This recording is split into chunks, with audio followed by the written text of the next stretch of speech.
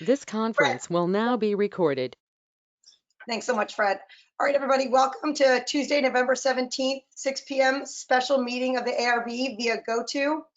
I'm going to do a roll call of ARB members here, so we're all aware of who's on the call, and I'm going to read them in the order that they will be asking questions tonight and making comments. We have Sherry Green, Alex Lopatinsky. I hope I nailed that this time, Alex.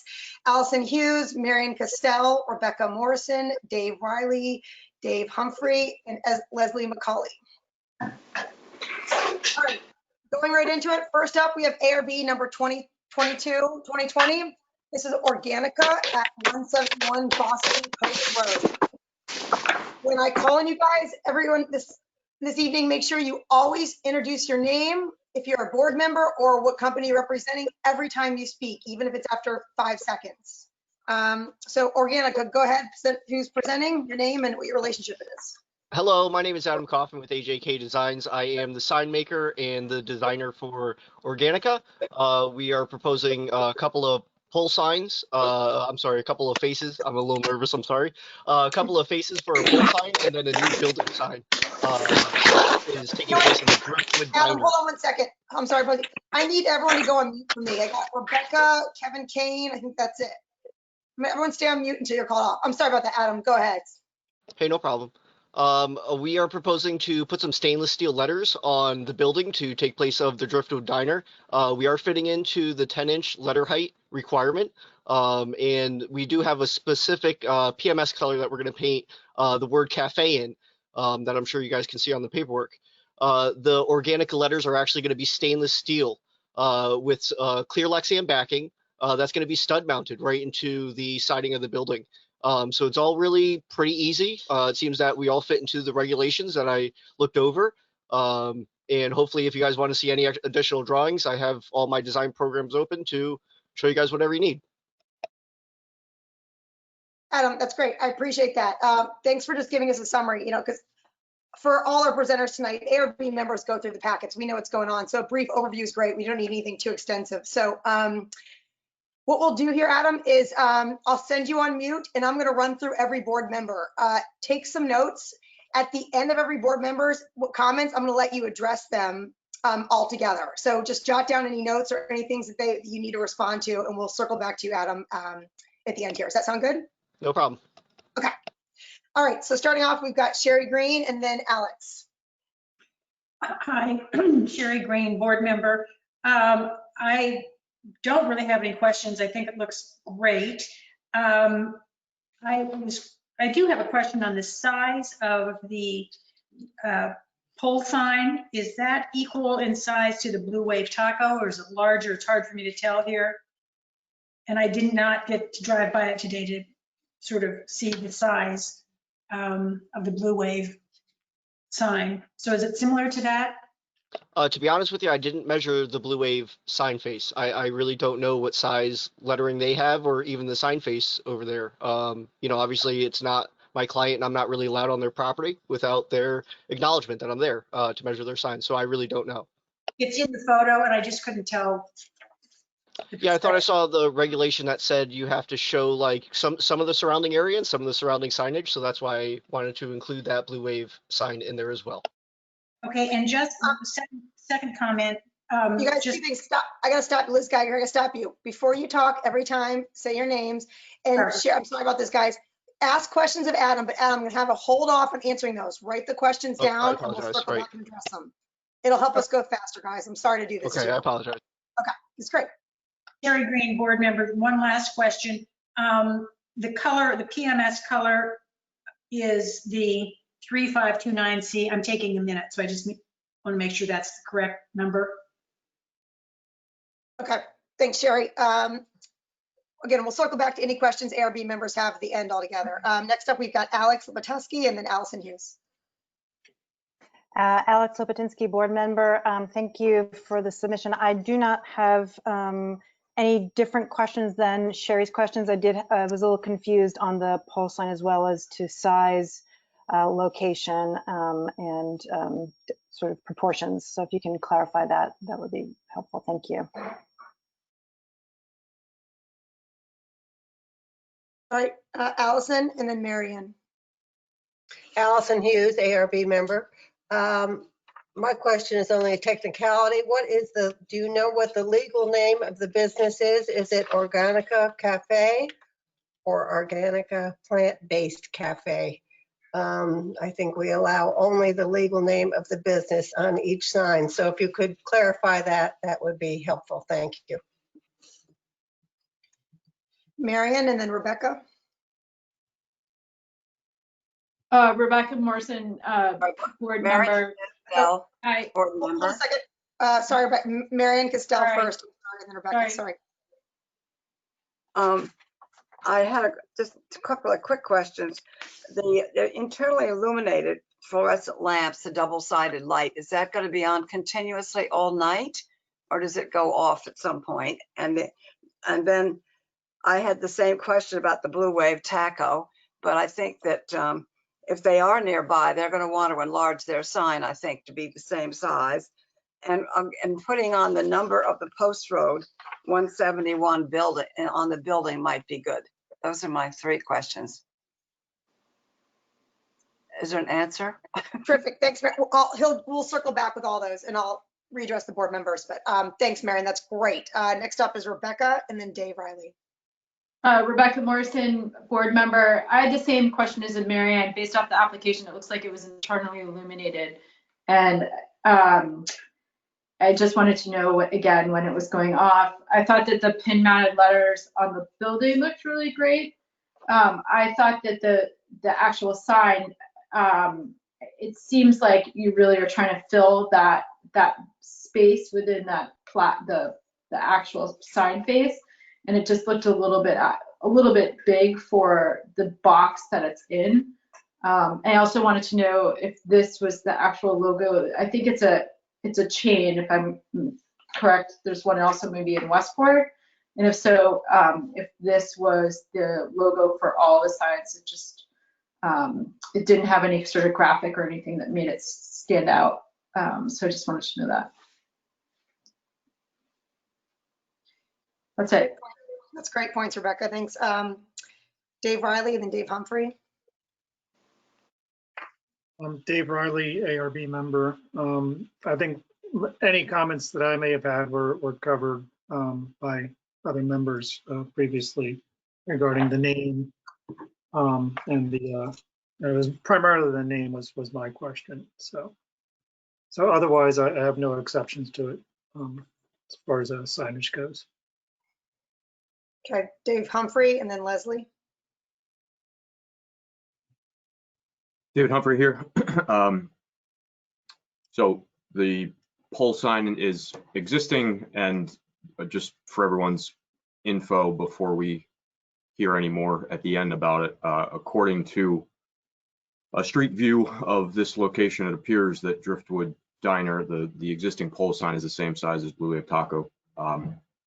So that seems to be, existing and a non-issue. But one comment, or more of a suggestion, I guess, on the Organica stainless steel on the white background. You may want to mock up how that looks against the white from a distance, especially with the dark green below it. Potentially go with the black and green if it doesn't kind of show up. It may, I'm not sure, but you may want to look at that. And same question regarding just the specific name of the business, whether it's Organica Plant-Based Cafe or just Organica Cafe. That's it. Awesome, Dave, thank you. Last up, Leslie. Leslie McCauley, board member. All of my questions have been previously asked. Thank you. All right, Adam, go after it. Okay, I'm Adam with AJK Designs. To start with the size of the pylon sign faces, again, I'm not sure about Blue Wave. I don't know what size they are. I did measure them. The PMS color is the Pantone matching system. 3529C is correct. It's a dark green, almost like a dark Kelly green.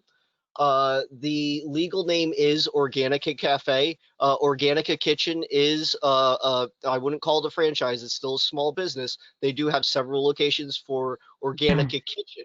Now, that is just an all vegan, all organic deli almost. You could walk in there and get, you know, a sandwich, if you will, and walk out. Organica Cafe is going to be almost like Driftwood Diner. It's going to be an organic and vegan diner. It's not going to be, you know, it's a sit down. You know, it's not a walk in and order a sandwich and leave kind of deli spot. It's going to be a sit down. The fluorescent lamps are not on all the time. They are on a time clock. That time clock is set by the owner of the building. You know, if there are regulations as to when he's allowed to illuminate that sign, you know, just make it clear to us, and we have no problem, you know, setting that time clock to light it in the proper timeline. It is not lit all night, though. You know, usually it comes on, you know, 8 o'clock in the, you know, summertime, or 6 o'clock in the winter, and you know, it's usually off by about the time it's closing or a couple hours after closing. The stainless steel against the white background. Again, that Organica logo that you see is used as Organica Kitchen. Just cafe and kitchen obviously were switched out.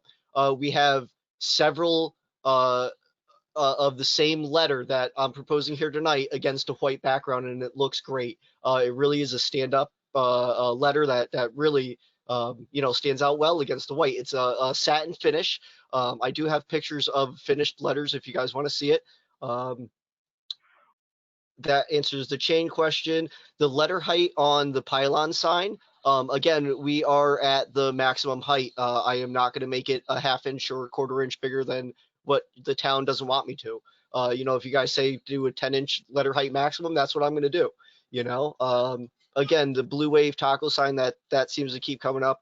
I have no idea what size that is. I can tell you what size the pylon sign that I'm working on is, but for theirs, I have no idea. The name of the business was covered again, cafe and kitchen. It is a separate business. It is not the same as Organica Kitchen.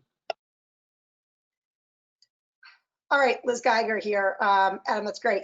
Thanks for going over that quickly. Okay, so one question for me. So give me the specs of the pylon sign, your pole sign. What are those then? They're not on my rendering here. 33 3/4 inch tall by 70 inches wide. So you could call it, you know, 34 by 70 if you want. And what are the letters there, the letter height?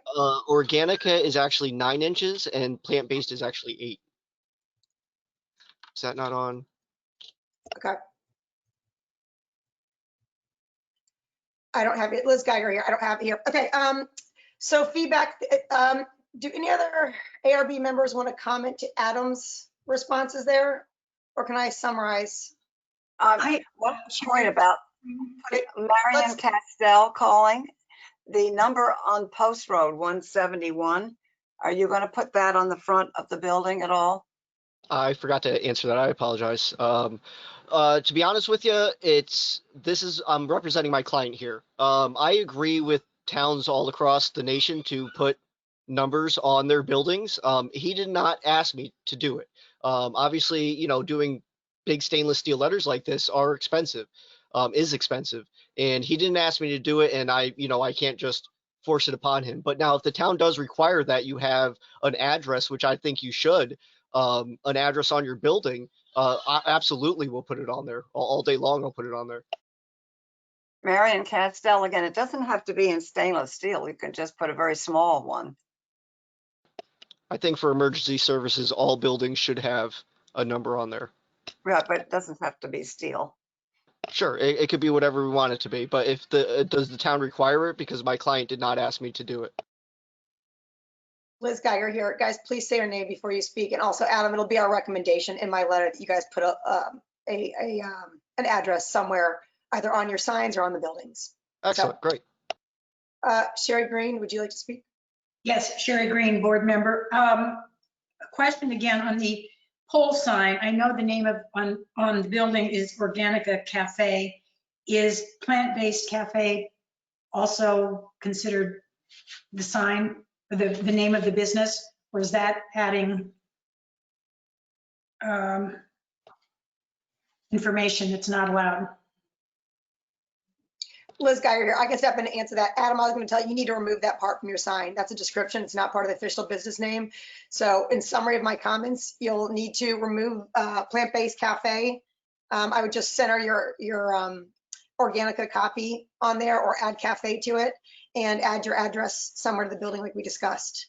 Beyond those points, I think ARB seems to be pretty favorable about this. Any questions there, Adam?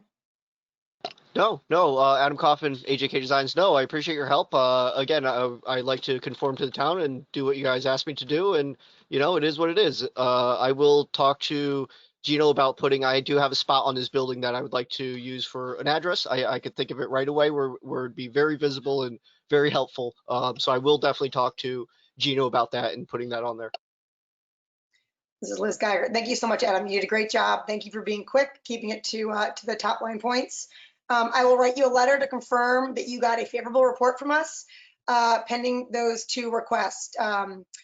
No, one request to add the address and the other one is to change that pole sign. Make sure that Plant-Based Cafe is not on there. I'm sorry. By the way, you can put a description like that on a static cling in your door or on a window. If your owner would like to do more of a descriptive thing there, but on the actual sign, he cannot. So Organica or Organica Cafe only. Adam Kaufman, thank you very much. I appreciate it. Do I have to submit changes? How do I submit my changes?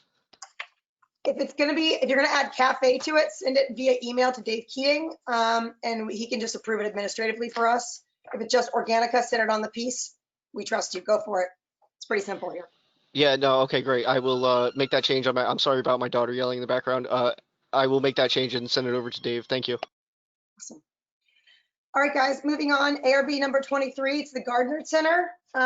Who's ever presenting, give us your name, your relation to the company. Please do a very brief overview of the presentation because ARB members have read it and are familiar with it. And then please make sure, again, you introduce yourselves every time you speak, guys.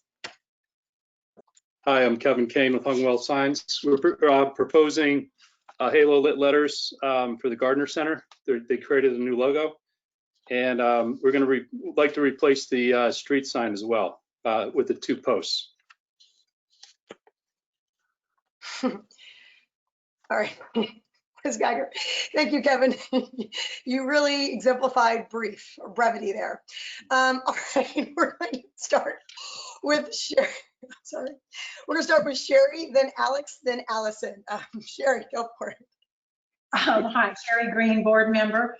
Again, my question is whether on the ground sign, where gardening is second nature is allowed. And that's it. I like the other signs. I think they're fine. I'll read the description of what they are, but they are halo lit letters, correct? Correct. Oh, sorry. Okay, that's my comment. We got Alex and then Allison. Alex Lopatinsky. Alex Lopatinsky, board member.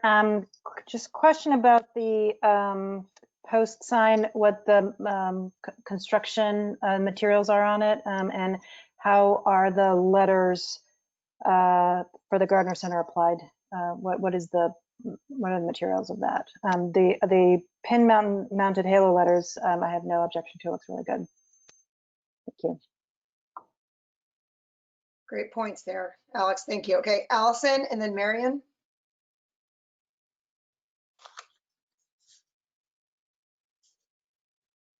Allison, you're on mute. I'm sorry.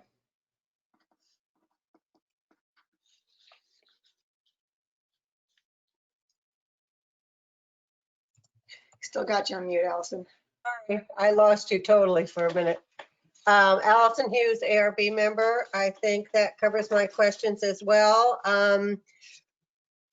Yeah, I don't see on here what the size of the letters on the monument sign or post sign or whatever you want to call it are. And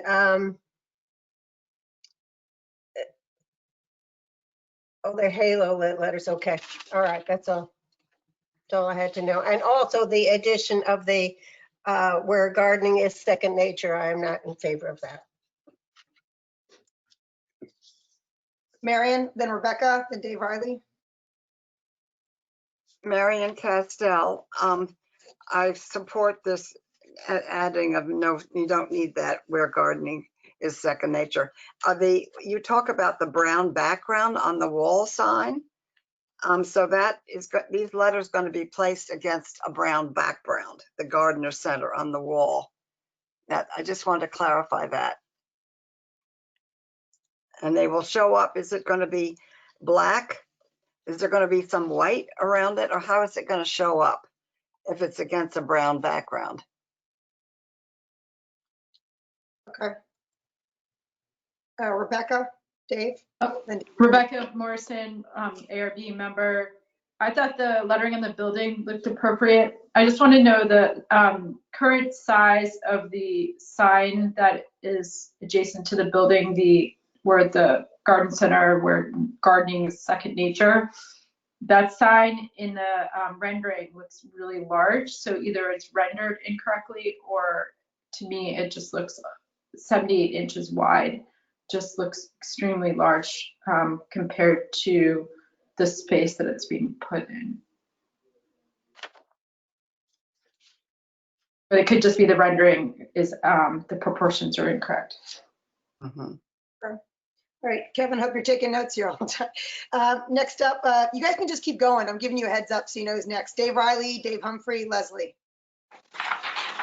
Dave Riley, ARB board member. Again, my comments were covered by previous board members regarding the additional verbiage on the monument sign, and I think clarification on the size of that sign would be beneficial. Otherwise, I believe the white aluminum material for the wall-mounted signs will help make them stand out, which I think the two renderings show. It looks a little delicate in there, but I would expect that it would stand out a little bit more in actuality.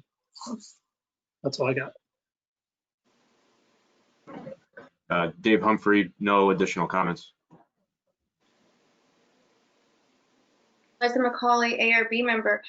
Can you please confirm that the parking lot is one way, so you enter where the garden center is and then loop around? Because I'm concerned of where the sign is, but you're not, people are pulling out. They're not going to be able to see down the post road. They might not be able to see oncoming cars.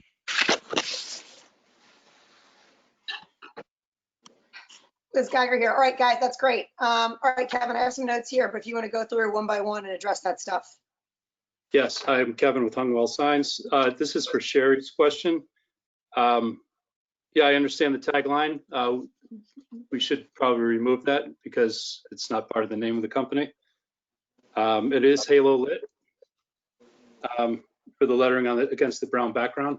I think that was your question, I hope. If not, you could ask me again. I think that's what you asked me. Let's see, for Alex, the construction material for the post sign. It's white aluminum with raised letters. I'm sorry I didn't have that in the drawings. They're going to be, the halo lit letters will be pin mounted, raised off the surface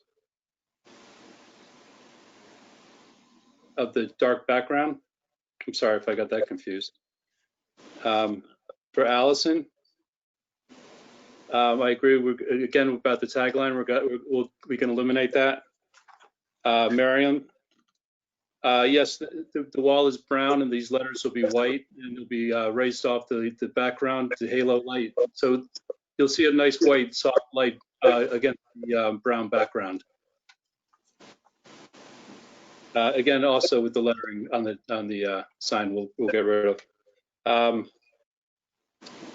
For Rebecca, that is, my rendering might be a little off, but I can get to the exact size. I duplicated the exact size that the sign is there now, but maybe the rendering is just a little bit off.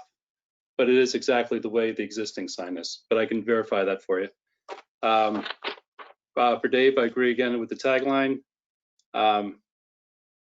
And Dave Humphrey, I think you covered what everyone else was asking.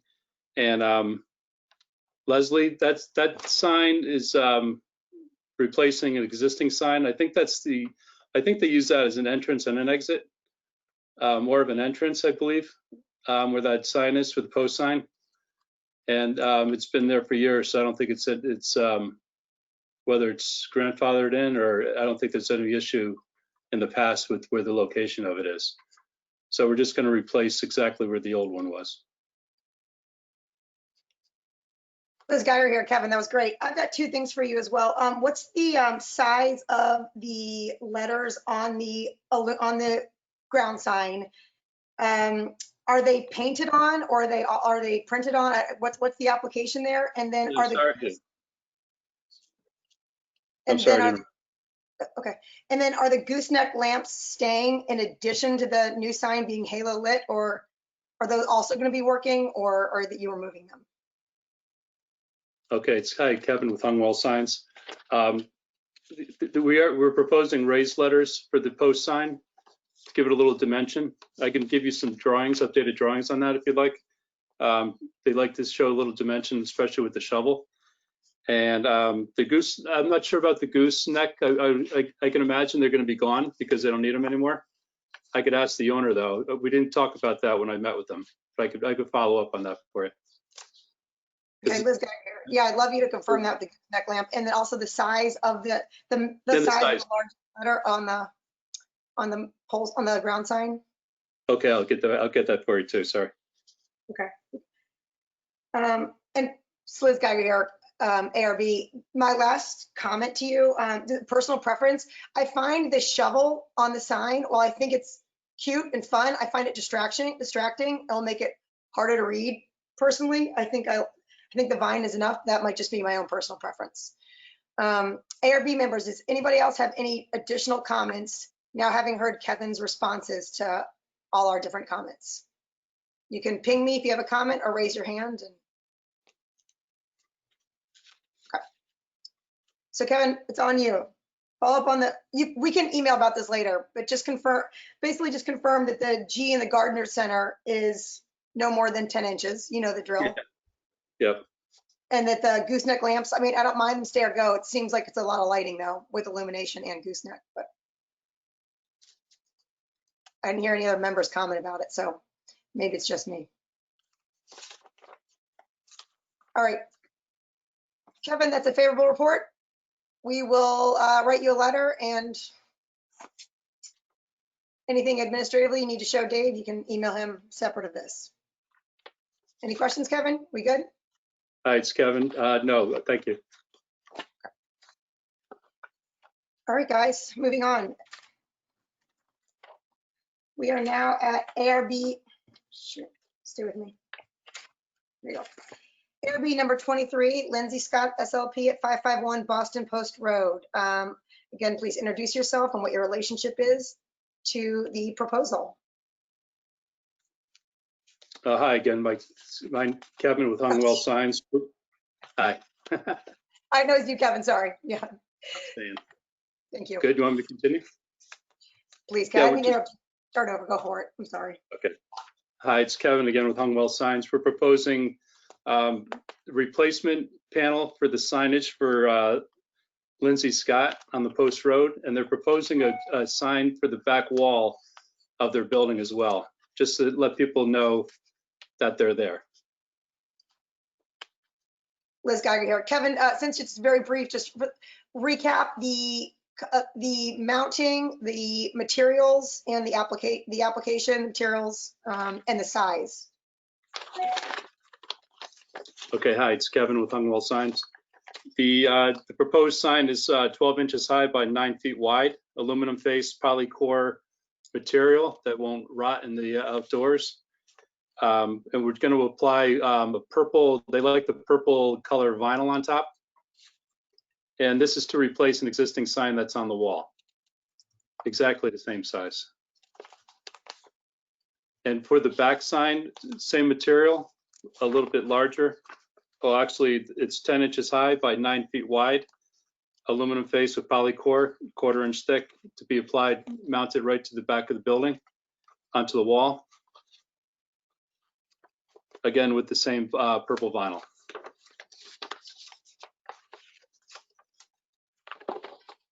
All right, Liz Geiger here. Thanks, Kevin. That's great. All right, ARB members, I'll give you an order here. Just go ahead when the person's finished before. You got Sherry, Alex, Allison, and then Marion.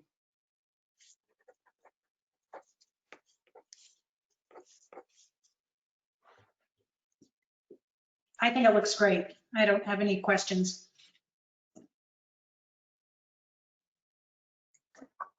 Alex Opatinsky, board member, I have no objection. Other than it's more of a brushing up on my sign skills for Darien and what is allowable for the second sign in terms of size. That's probably more of a question to the board than to you, Kevin, but just want to make sure within allowable signage for a tenant. That's it for me. Allison Hughes, ARB member. Alex, I agree with you. I had the same question. And other than that, I think the signs look great. Marion Castell, I think the sign looks fine. The address of the building on the application form calls it 537, but I gather it's 551. Is that correct?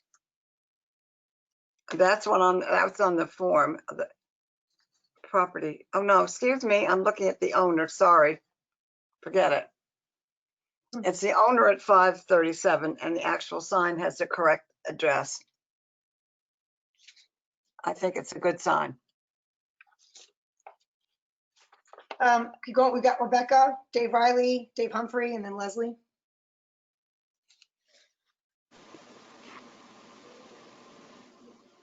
It's Rebecca Morrison. I think the sign looks fine. I approve it.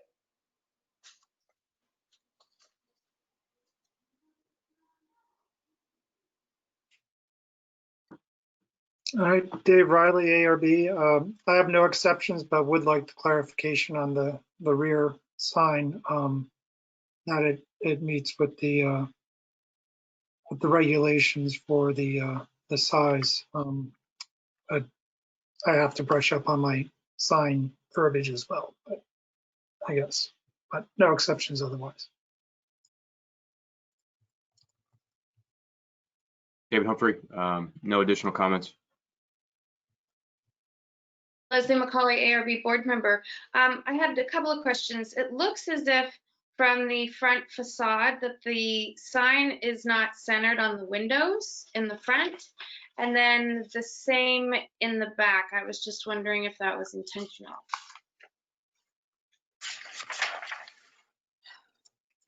Liz Geiger here. All right, Kevin, that is everybody. Actually, Kevin, before you respond to everything, Dave Keating, can you give everybody the brief overview? I can as well, but I think it sounds great coming from an official planning and zoning member. Can you let us know the signage regulations here to recap for all? Dave Keating, Assistant Director of Planning. The sign on the back wall, since it's not going to be visible from a street or a public way, is not really regulated as to size or content or location. So we don't consider that a sign as defined by the regulations. So we're really just regulating the front wall sign that is visible from the street.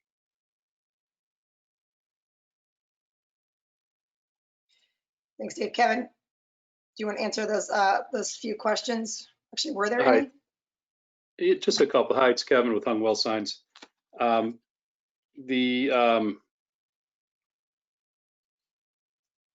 I guess that he addressed that pretty much everyone's question. And Leslie, for Leslie, the centering of the sign, that is exactly where the existing sign is. So I didn't really take that into consideration about being centered. I just was going to put it where the old one was. I guess the same, I was going to center the one on the back just to make it look okay, look centered on the wall. But that was to answer your question. All right, Liz Geiger here. That was a great presentation, Kevin. I think favorable report here. I agree with Leslie. I think you should, that's a good thing. I think a lot of us probably overlooked. Centering that sign would be a smart idea over a window of some sort. I know it's that whole building, but. Yeah, just make it more.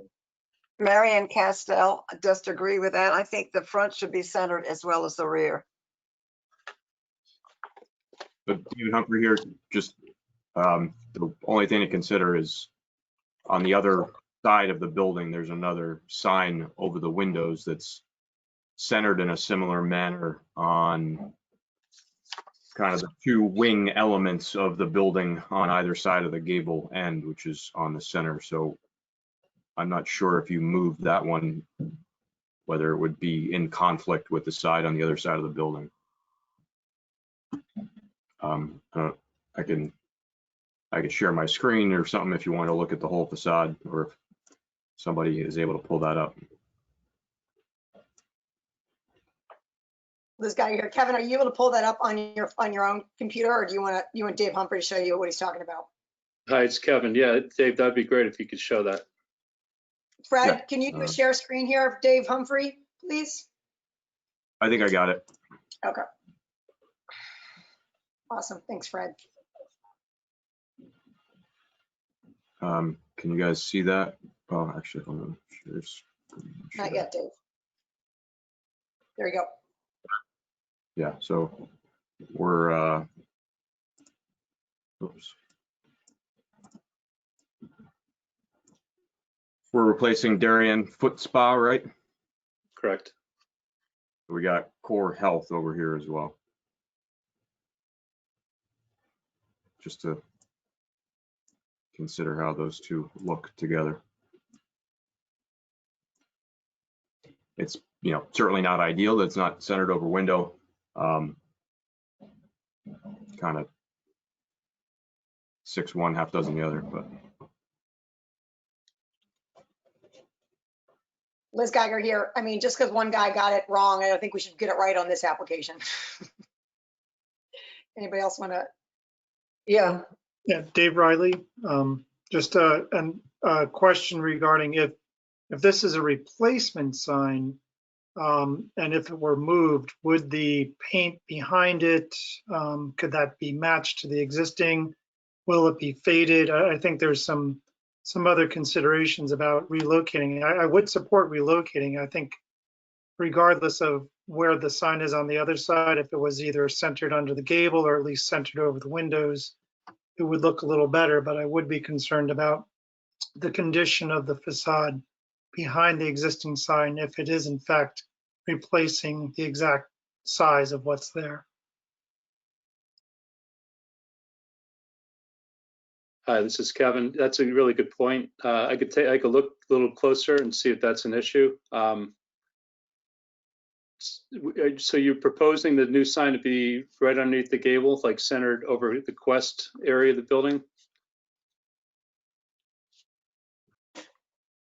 This is Sherry Green, board member. It looks to me, I agree with the background being an issue if it's moved, but it looks like if you just moved it to the right about a letter and a half, 6 inches or whatever it was, it would be centered over that middle window.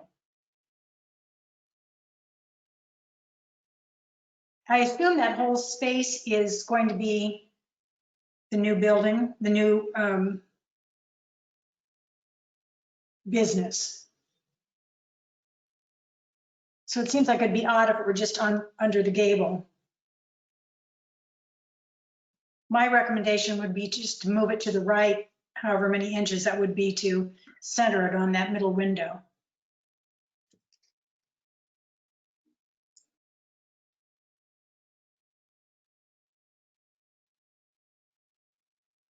Okay, Liz Geiger here, Kevin. You get the idea here. We'll leave it to your discretion.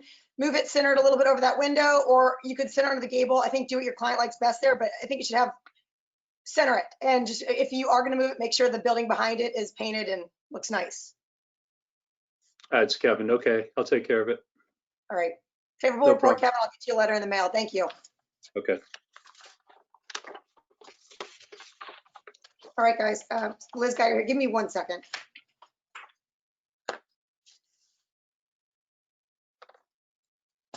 Okay.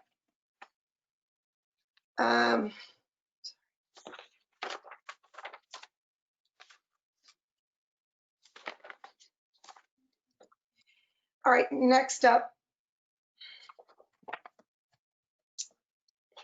Next up, we got ARB number 25. It's Village on Post, John Vaccaro's buildings with 950, 958 Boston Post Road. That is Roost and Johnny's and all those places, for those of you who are not familiar. I believe we've got Kevin dominating our attention once again. Kevin, again, please state your name and your company for the record and give us a brief overview. Include sign depth, materials, letter height, application, and location of signs. Hi, my name is Kevin Kane, and we're proposing 2 aluminum signs on posts that are going to go on the front property at 1958 and 1950 Post Road, just to identify the property. The signs will be made out of aluminum, black. The lettering, which I need to, I'm sorry, I did not indicate that as well, but I believe the V is 8 inches high.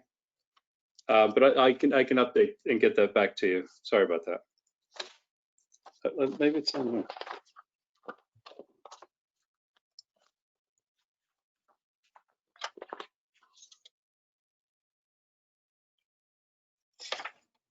Liz Geyer here. Kevin, if you look, you can kind of look for that as you take notes here. Oh, go ahead. Sorry, it's Kevin. I just noticed that the it's 5.5 inches high for the letter V. Capital. Okay. All right, guys. Let me read through the whole order so you know who you're going after. We got Sherry, Alex, Allison, Marion, Rebecca, Dave Riley, Dave Humphrey, and Leslie. All right, start us off, Sherry. Thank you. Hi, Sherry Green, board member. Kevin, what's the reason given for these signs? I don't have any objection to them. I just wondered what the need is for them.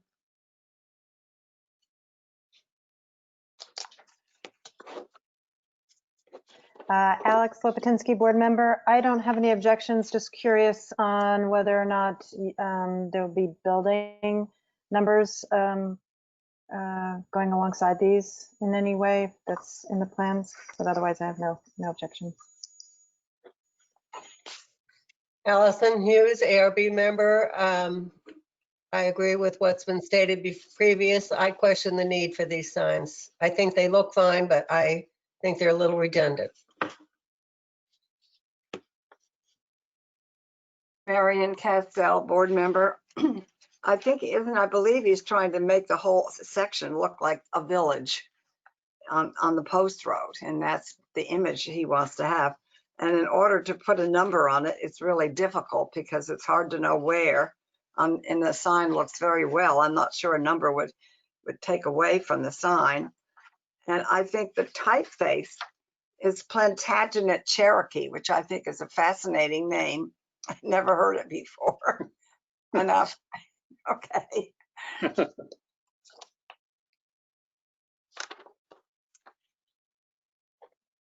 Next. Rebecca Morrison, ARB member. I guess my thing would be just that half, the semicircle at the top with the sort of graphic, maybe the actual number of the building or a number could feasibly go up there. I'm not really sure what the graphics for. Or get rid of that semicircle altogether because I find it distracting.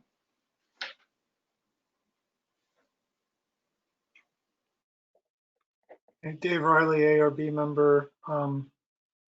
I essentially have the same comments that were previously cited. One other question, and I believe I know the answer, but I just want to verify that these are not going to be lit. As I don't see any indication of lights either on the application or in the renderings.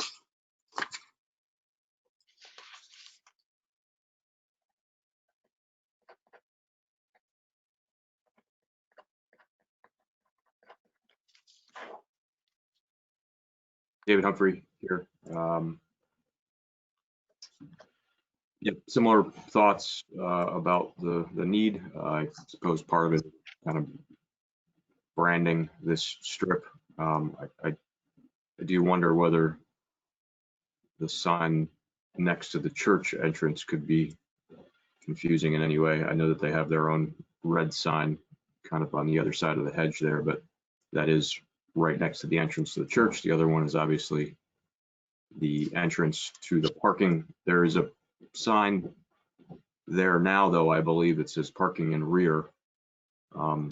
Does that get taken out or is it moved? Beyond that, no objections with the sign itself. Thanks. President McCauley, ARB member, I just had one question. Are they double-sided?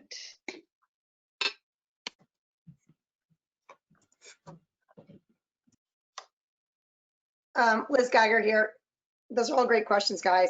Kevin, I'll make 2 comments as well, have you address. I'm also actually not a huge fan of the semicircle up top. I think it's also distracting. Personal opinion there. I don't know if any other ARB members agree, but I agree with Rebecca there. And I like the idea of address signs on it. I also like the idea of, I know lighting is not proposed here, but I'd be willing to support some minimal ground lighting on these signs for the evening.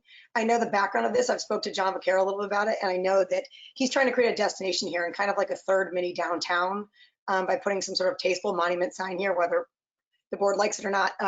So to that extent, that's my reason for saying I wouldn't mind some lighting on this. And that's it. All right, thanks, Kevin. Hi, it's Kevin.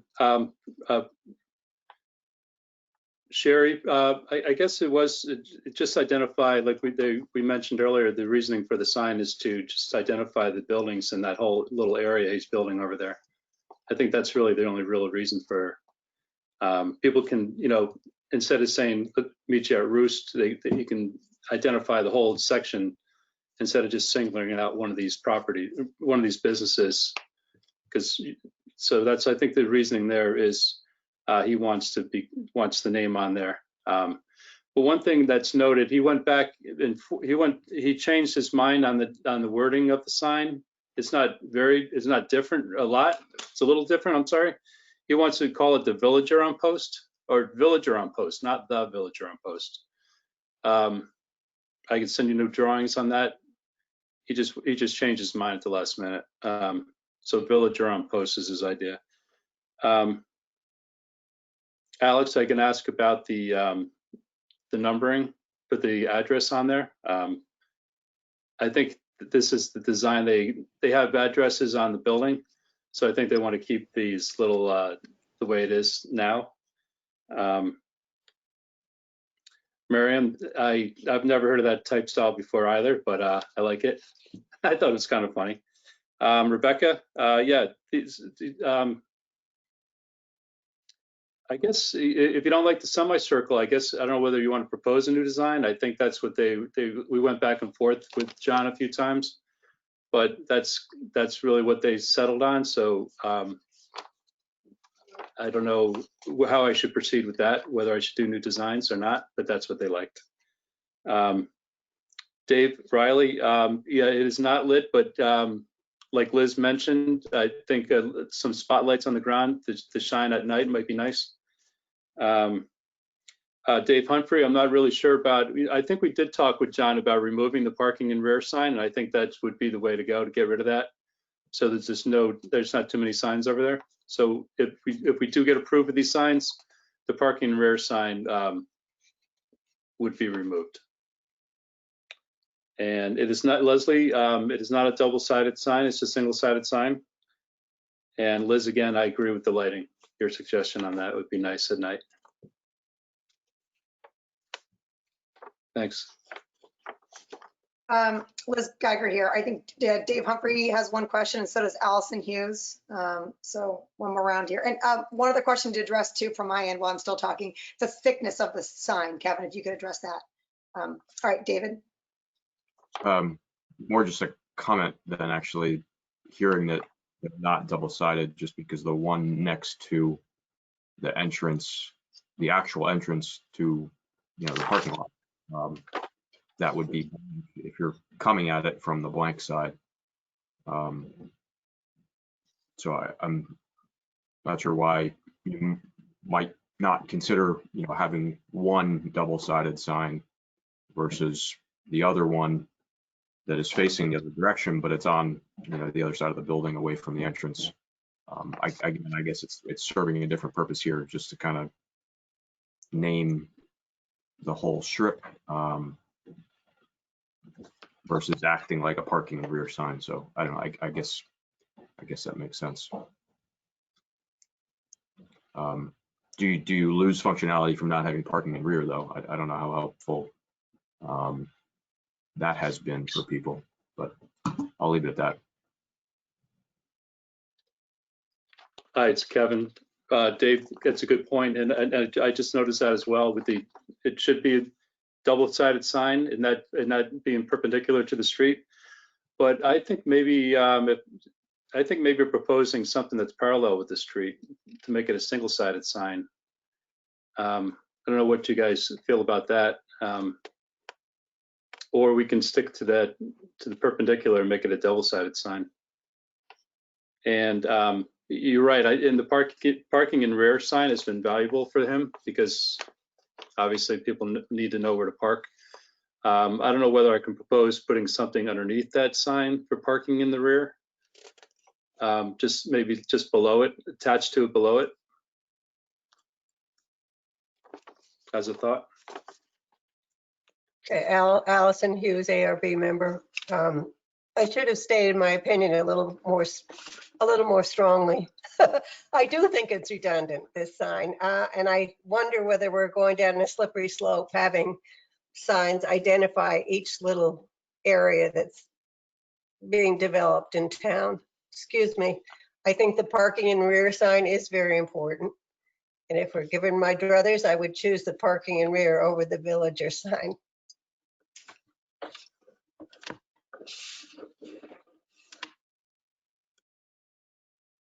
Liz Geiger here. Anybody else want to comment on a two-sided sign that's perpendicular to the street or a single-sided sign that's parallel to the street, and also the need of the signs in general? Any comments? By the way, background, you guys should know, remember, John bought that series of buildings across the street as well, and is going to do a second thing. So this whole area, they're going to be considering villages on post. And if John, if you want to speak to that as well, jump in, please. Sure. You hit the nail on the head. That's exactly. Introduce yourself. Oh, it's John Vaccaro, owner of the properties. You hit the nail on the head. It's precisely for that reason. There's lots of buildings in town with a name on them, whether it's 1020 Post or the Playhouse or the Mead House, or there's plenty of buildings like that, or Norton Heights Shopping Center, just names, examples. And what we found over time is that people didn't really have a name for this little area. And so they knew Roost, or they knew the bicycle store, but they didn't really have a name for it. So we were trying to figure out a way to identify it. And at the same time, we've got the other development we're starting across the street, which we just started construction on. And it's also going to sort of fit with that whole Norotan area as being very much a village. And so I don't know what we'll name that, if we name that building, what we'll name it. But this one, we sort of said, well, let's at least give it a name, Villager on Post. Maybe it'll get nicknamed Villager, and that sort of, otherwise we find that we constantly refer to it as 1950 or 1958 Post Road, and it's a bit confusing for people. Or we say it's the buildings that are right next to St. John's or across the street from Papa Joe's. And the other thing that was brought up in the discussions was that little sign that says parking in the rear. I actually think that's pretty invaluable, because we in the town worked pretty hard to get parking off of the Post Road and get parking in the back of the buildings. And so for people that live in town, they know the parking's in the back, but people that are from out of town that want to go to these merchants, it'd be pretty easy for them to just see that little sign and then shoot into the back. So. All right, Liz Geiger here. We got to wrap this up. Any ARB members, starting with Marianne, who have comments again about two-sided sign or single-sided, perpendicular versus parallel, and John's comments about the need for the sign. Marianne? I think that we should, if it's going to be parallel, forget it. But if you certainly have to have single, you have to have double-sided if you're not. I like the name Village on the post, almost more than villager. And I think it's a good idea to form a little group of buildings like that to create an identity to it. I think that's a good idea. And that's, that does it really.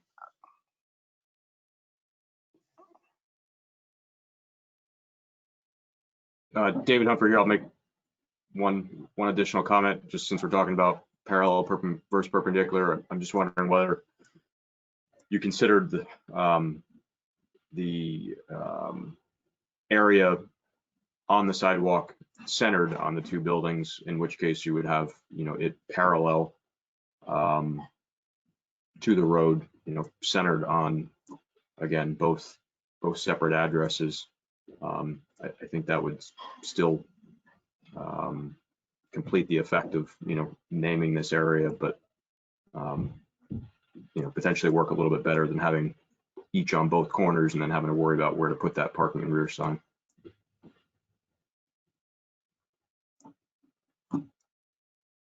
All right, Liz Geiger here. Let me try to summarize this up. Dave Humphrey, that was a great point right there.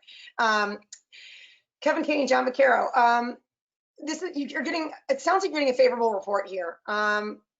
I think the majority of the board is supportive of the idea of naming this the Commons District. Now you need to come back to us, let us know one sign parallel to the street center, which I think is actually a great solution and probably cheaper, or two-sided signs at the ends of both places and not worry about the parking and rear. You could decide that now, or you can do administratively with Dave Keating and he'll send us the final selection on email. It's John Vaccaro, owner. The problem with putting it in the center of the property is we've got two telephone poles and right in the middle, and you can't see it from the road because the power pole is right there. If it wasn't there, that'd be the perfect spot, no question. So I guess I'll defer to you, Kevin, whether you think it makes sense perpendicular or vertical to the road. The only other, I'm sorry, horizontal to the road. The only other point is, if we went back to Village on Post, either one, Village on Post, Villager on Post, I'm kind of, when I take a vote, it usually ends up being roughly about 50-50 for either name. All right, Liz Geiger. Here, you guys, we got to keep moving. So you guys can decide. I want you to email Dave Keating. Let us know if you decide to go with one sign parallel to the road or two signs perpendicular. If you go with two signs perpendicular, let us know how you're going to handle the parking in the rear, if you're going to have that as a hanging attachment, and or if you're going to keep it there as well. I think the board is fine if it's a Villager on Post or Village on Post. There's going to be preferences either way. Two members have expressed, or 3 or 4 members have expressed now about adding the address onto that sign. John, let us know if you guys decide on that. I think we would prefer it, but again, it's not mandated. And the last thing is about the I guess the decoration, the semicircle. I think you guys are attached to that, so let it be, I guess. Anything else, board members? Good. Okay, favorable report. We'll talk administratively, and I'll send you a note, John and Kevin. Thank you guys so much for your time. Okay, thank you. All right, guys, moving on. We got ARB number 27, BMW of Darien. Members of BMW, please, whoever's on, please express all members, introduce all members that are speaking tonight. Also, BMW, we are on a tight timeline. I'll give you guys 15 minutes to present this. We've reviewed the application. We're familiar with it. So you only have to give us a top line summary. We don't need to go through all the details. 15 minutes tops, and then I'm going to jump in and we'll do quick questions. Okay, thank you. Wilder Gleason, the attorney, but I'm not presenting. And I do have a couple of comments. Our architect, Mike Kozlowski, will be presenting, and we have our landscape architect, Katie Haas, who also is doing lighting with us. This involves substantial renovations of the existing BMW. No signs, I'm sorry, Bill Kenny, our soil scientist, is also involved. But this involves no signs. What we're here for is your review of the changes to the site plan, the lighting, if you feel it's important, the landscaping, and the overall, the materials, colors, etc. There are a number of neighbors, particularly the condominiums, who are on tonight, and they have not had a chance to review the plans. So we fully expect that this matter would be continued to a later hearing to give them the opportunity to look at this, review it, and come back with comments if they don't have time to submit them tonight. So our focus is not on signs, but on changes to the site plan. So at this point, Mike, do you want to take it from there? Excuse me, it's Liz Geiger here. If there are other members that are neighbors or outside people, this is an open hearing, but it's not one for comment. So people are welcome to listen in, but no one is allowed to comment unless you're a direct member of the ARB or of the BMW presenting team. So with that said, BMW team, please introduce yourself and your relationship. Thank you. Good evening. Mike Kozlowski with Claire's Construction, representing BMW of Darien. And we have Bill Kenny, our landscape architect, on here that will be on to talk about the site, the landscaping plan and the lighting plan that we've provided. Just a real quick high level, I understand everybody has seen the presentation. Our project is located on Ledge Road, BMW Darien.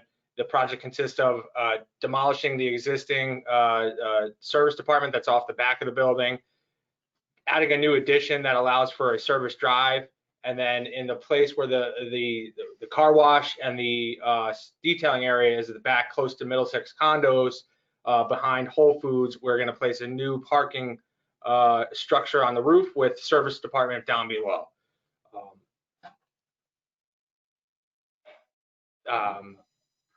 I apologize. Are we sharing the screen, or are we just, you guys have what we presented to you guys? You guys can share the screen and do it briefly. I think, again, you only have to do a top line for us and let us know materials, No, I you're understand. applying, the heights you're going for. Understood. Okay, so I'm sorry, right? Nope, I want to share. Can you see the presentation? Yep, we got you. Thank you. Great, thank you.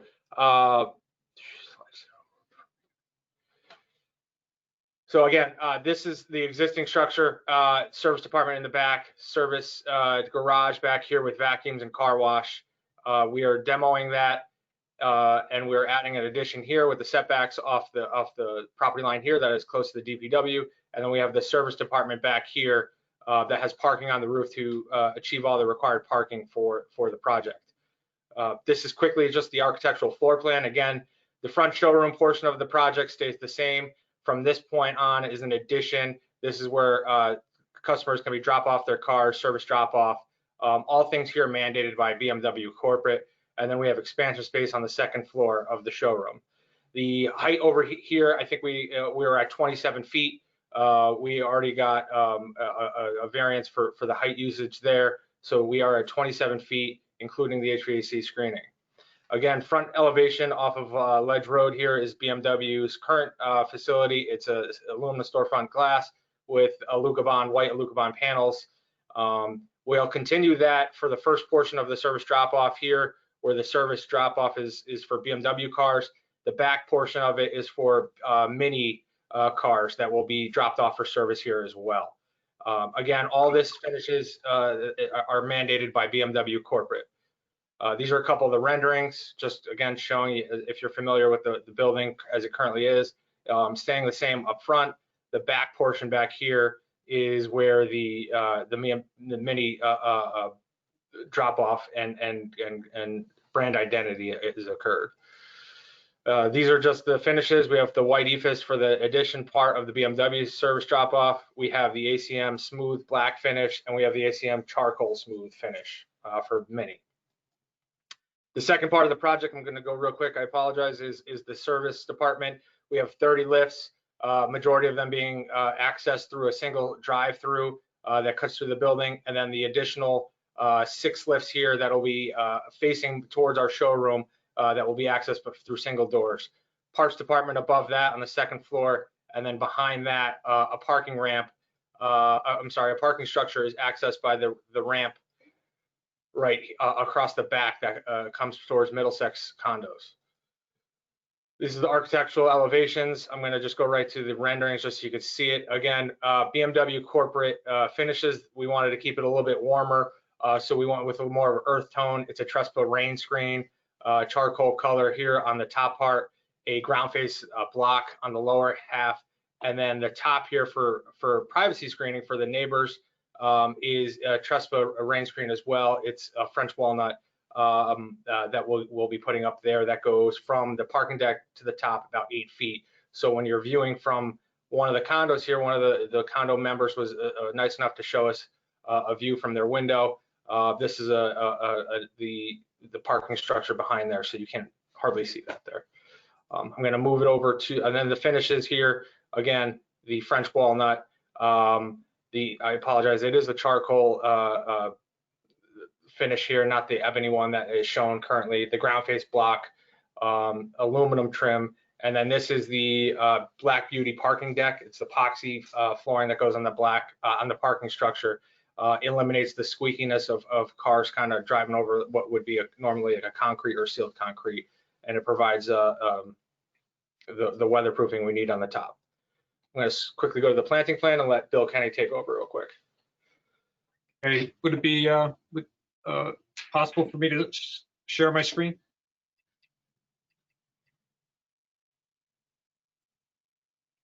One moment. Thank you. While I'm waiting, I'm Bill Kenny. I'm the principal of William Kenny Associates in Fairfield. I'm a professional landscape architect and wetland scientist. And so in summary, we're just going to briefly talk about the proposed landscaping, planting, and lighting. And as soon as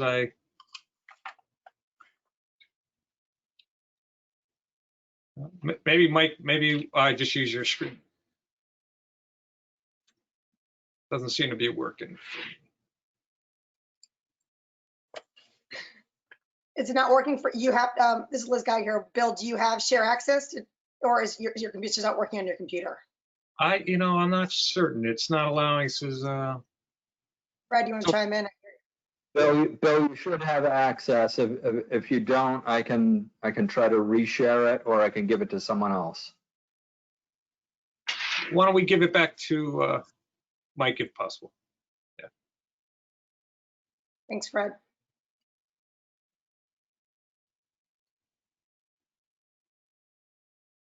This is Liz Geiger here. You guys have about 5 minutes left here.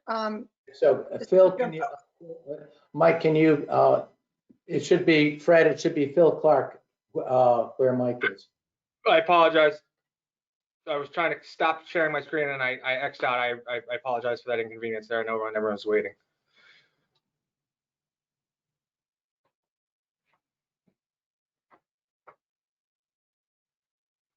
Anyway, there's 4 different primary landscape types. There's screening for neighbors, and we can go into this. And you have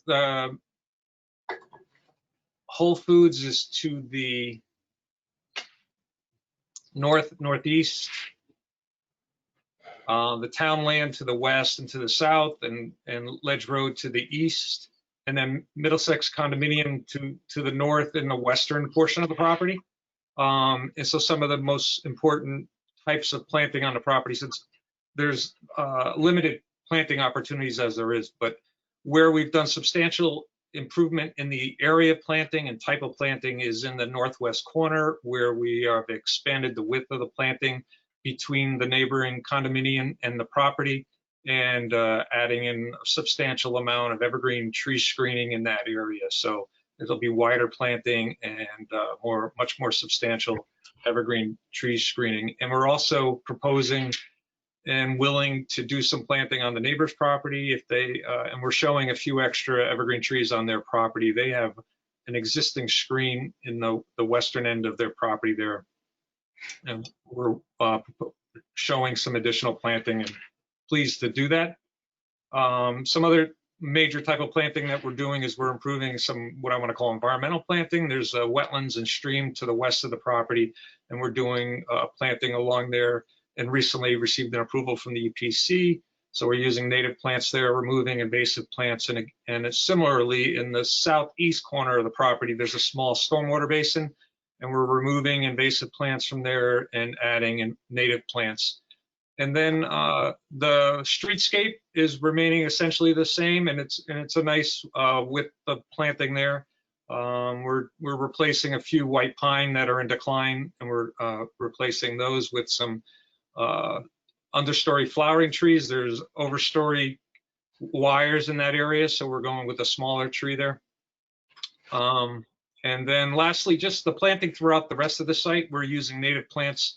It's mostly lawn in the areas that we're going to replant, and we're putting down native ground cover plants, grasses, ornamental style grasses, and things like that. So then with the lighting, we're doing a major improvement with lighting. The existing lighting, although some of it has full cutoff, you can see here in this study, we have some photos from back in January. There's a number of spotlights on the site on some of the buildings that are quite visible, both the light source and it's causing some trespass of light off the property. So we're going to be removing those type of spotlights. All the new lights will be full cutoff, dark sky compliant, and we're moving the lights in addition further from the property line of the Middlesex condominium. So right now there's some lights that are just a couple of feet off the property line, and we will be moving those at least 20 feet away from the property line, and again doing all these full cutoff. And we've run the photometrics and have eliminated the trespass of light off the property, except for a very little bit along the property line with Whole Foods, where there is light back and forth between the two properties. That's my summary. Be pleased to answer any questions you might have. All right, gentlemen, Liz Geiger here. I appreciate you guys keeping it brief. Like I said, we've done our homework, so we have a good idea what you're proposing. But that overview was perfect. We're going to go down one by one. I'd appreciate you guys taking notes. I know it's tempting to address each of the comments, and ARB members as well. I know it's tempting to get immediate answers, but for expedition of time, we've got to go one by one throughout this. So Bill and Wilder and Patrick, I believe it is, sorry, Phil, take some notes, and we'll circle back to you after 10 minutes of ARB commentary. So the list, we're starting with Sherry Green, then Alex, and Allison, then Marion, Rebecca, Dave Riley, David Humphrey, Leslie McCauley. So be ready to go. I think we can hop out of screen sharing right now, and maybe we'll leave it to Phil if he needs it later, if anyone has questions there. All right, Sherry, lead us off, please. Sherry Green, ARB board member. I think the presentation has been so thorough. I approve everything that you've presented. I think it looks terrific, and I really appreciate the new landscaping and lighting proposals. That's it. Alex Lopatinsky, board member. I echo that comment. A really great presentation. Easy to understand your landscape plan, your lighting plan, and what you're going to do architecturally. One question I have on the Trespa panels on the service building. It looks like you're changing the color materiality of the Trespa as the building faces the Middlesex Commons. I just want some clarity around that transition between materials. That's it for me.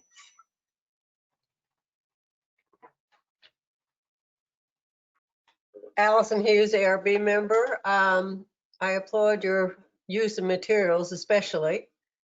I have one question, and that was, what vehicles will be parked on the rooftop? Will they be vehicles that will be going down for service, or will they be going in and out a lot, or will they be pretty much there for the day? That's all.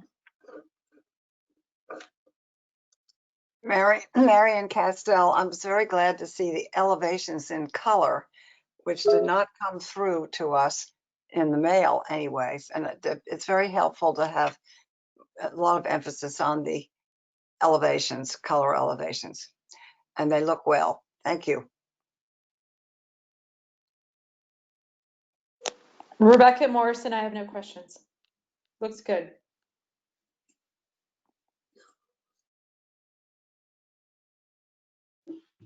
All right, Dave Riley, ARB member.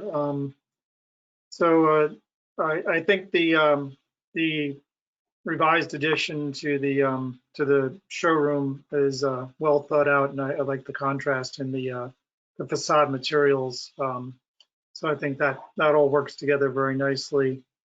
I was initially a little concerned about the mass of the service building, and was concerned about the way the screening would be handled. Excuse me, at the parking area, but the color renderings helped a lot in that regard. I don't know if I missed it in my packet or not, but it really would have been helpful to have that information prior to this meeting. I know that there were samples, I believe, at the town hall. I've been a little busy and didn't get myself there like I should have. I would say though that the ramp going up the back on the rear facade of the service building reads, and again, I don't know how visible this will be, and it might not be an issue considering that the planting, I believe, addresses quite a bit of the screening that would be necessitated by something of this size and the mass. But it seemed like potentially the walnut screening could be carried down in sort of some different sort of aspects with that ramp. It seems like there could be a kind of an interesting play on how the materials slip past each other. I think there is possibly an architectural opportunity there. Again, if it's not going to really be seen, you can just take my comments for just the facade as presented on the elevations. One other comment is that the car wash, there are no drawings on the car wash, and it is a component of this overall site and the plan and the massing that's being perceived as you're looking at these buildings, primarily from the parking lot of Whole Foods. But at the same time, it seems like that, I don't know what that's going to be. Is it going to have the same facade materials as the addition to the showroom? Is it going to emulate what's going on with the service bay? I think it shouldn't be just sort of brushed under the rug. I think there's, again, an architectural opportunity here. Even though it's just a car wash, it could actually be kind of a nice link between the two buildings, and could be kind of a nice little gem that adds some visual interest to an otherwise kind of mundane series of, a higher parking lot and a lower parking lot. So I would ask you to give that a little bit more consideration, and I would like to see some drawings on that personally. Other than that, it seems like the lighting and the dark sky provisions that you're using are very well received, definitely on my part. And otherwise, I think it was a very nice presentation. Thanks.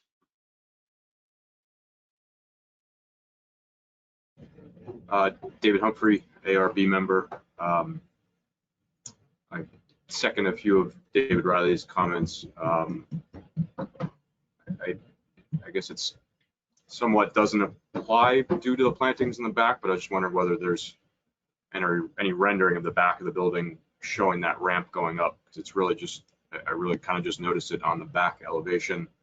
And like Dave Riley said, whether there's any opportunity to use the Trespa French walnut paneling that's essentially being used as a fence, along that ramp at all, or even potentially along the front elevation of the service center to break up that facade a little bit. I don't know whether the doors were mentioned at all. Looks like there may be glass, obviously roll-up doors. If you could just touch on what the door material is.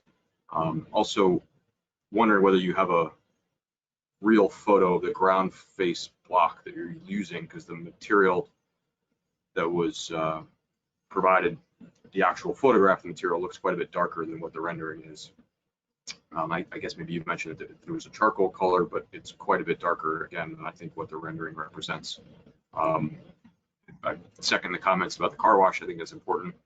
And then the photo from the condos showing the plantings, does that represent, fully mature evergreen trees that are going to be planted?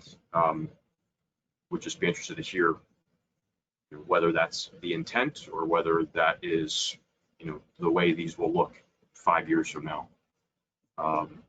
But overall, obviously a well done presentation. The renderings are always very helpful to be able to picture the full development here, because it is a big one. So that's it for now. Thank you. Liz McCauley, ARB member. Great presentation. I just had one question that Darien has commercial design guidelines which state which trees to be used in parking lots and trees or in streetscapes. And I understand that you are within a wetland. We do have native trees on the list, and I was wondering if you've seen these lists. Thank you. All right, Liz Geiger here. I got a couple comments myself. I think the ARB members had some really good points there, so I'm excited to hear you guys address them. I'll say in general, I mean, you guys do have a great presentation. I mean, clearly you've got BMW have some money behind this, and you've put together something really thoughtful. You've chosen some good materials, and you've done some good design. Part of ARB's job is to kind of, I think about function of this in the overall picture of the town and how it kind of intersects with the feel and the objectives of our town. In general, I'm concerned with the massing of this. And I'm also concerned the massing of it as it overlays one of our largest community centers right behind you guys. I don't see elevations that show that perspective from the condominium. I know you guys have done a good job making amendments there and kind of putting up trees there. You put up a sound barrier on the roof of the service of the new service building.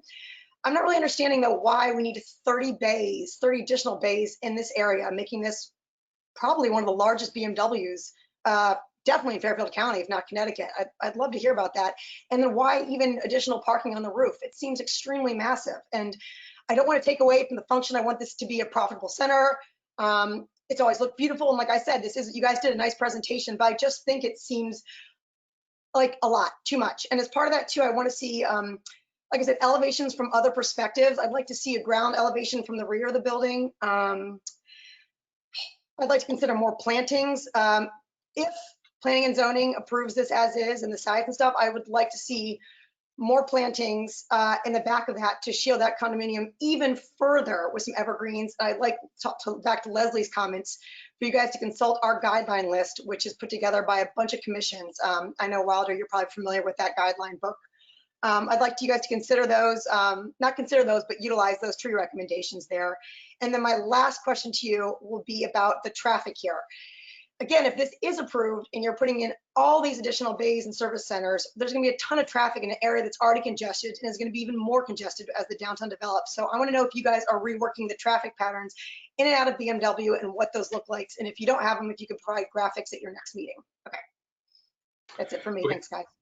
Wilder, I'm going to address a bunch of the quicker architectural comments really quickly, and then I will let you address, if you can, the bays and why we have that, and the additional parking and why we have that. So real quick, I'm going to go from the first comments down the list. I wrote them all down here, the concerns.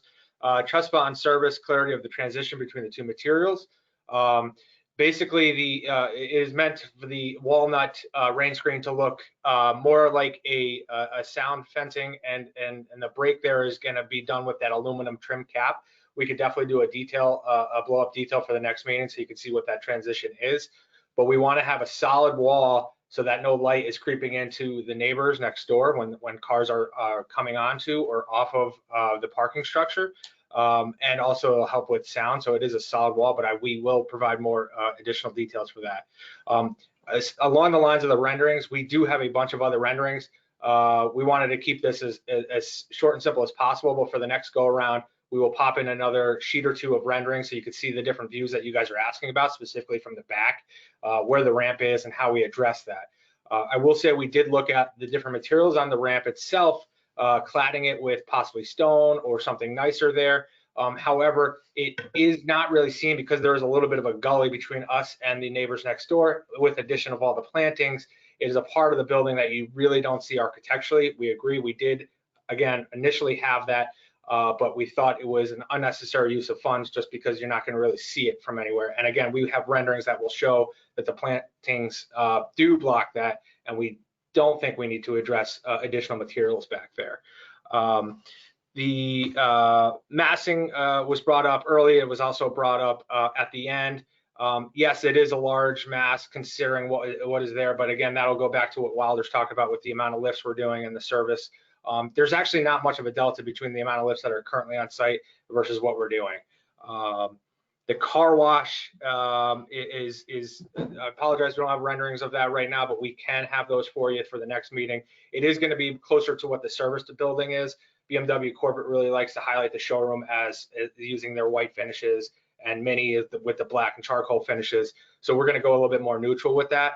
I do like the comments about how it could be not just a car wash, but an additional statement piece. So we will address those comments for the next hearing meeting when we speak next. The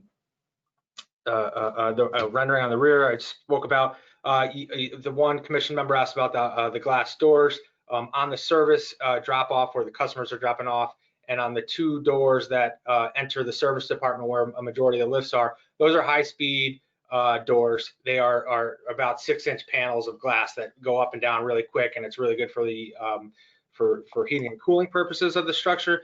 The glass doors at the front of the service department would be glass and clear anodized aluminum regular speed doors that are going to go up and down. We could provide material pictures for those as well the next time. I do have the actual block sample here that you asked for, the ground face block. It is depending on how the light hits it, as you can see here, it could show up darker or lighter. And I think that's what happened when we put it through and took a picture and put it into the PowerPoint presentation. But we could definitely get a piece of that sample to you guys down in the town hall if you need to see that a little bit better. The growth of those trees, there was a big discussion that we've talked about over the last couple months that are between the neighbors and our service department. That shows 2 years growth. And those trees that you actually see, a majority of those arborvitaes are actually planted currently on the neighbor's property. And where we adjusted the height of that picture for about 2 years worth of growth. They grow, Bill would be able to speak to more of it than I would, but they go about 2 feet a year, Bill, if that's correct, the giant arborvitaes. And then we're going to have additional ones located closer to our building. So we're really hoping, or we know that, if the plants are healthy, they're going to do well there and block a lot of the condos next door. Bill, the next comment was about the native tree list. So I can let you speak to that. I'll have to look through our files about the list, but we have Gentlemen, reviewed. can you, Bill, please introduce yourself and your. Bill Kenny, landscape architect. And with regard to the list, I have to go back and check our files, but make sure that we've reviewed that and are in compliance with that. One thing before we get to Wilder, because the next things that are concerned, and it was the commissioner concerned about the massing and the amount of cars and the lifts that we're providing here. The parking on the roof is primarily going to be used by employees. They would come in early in the morning and they'd leave late at night at the end of their shift. But there are going to be some flexible spaces there for some overflow inventory parking up there as well. But primarily it's going to be used by employees. Wilder, I'll let you address the lifts. All right, so traffic. We currently have we're increasing the parking on site by 1 space, and that's going to be more than adequate for what we're proposing the use to be. The pre-owned sales of BMW are moving up to Mini, and the service for Mini is moving down to this site.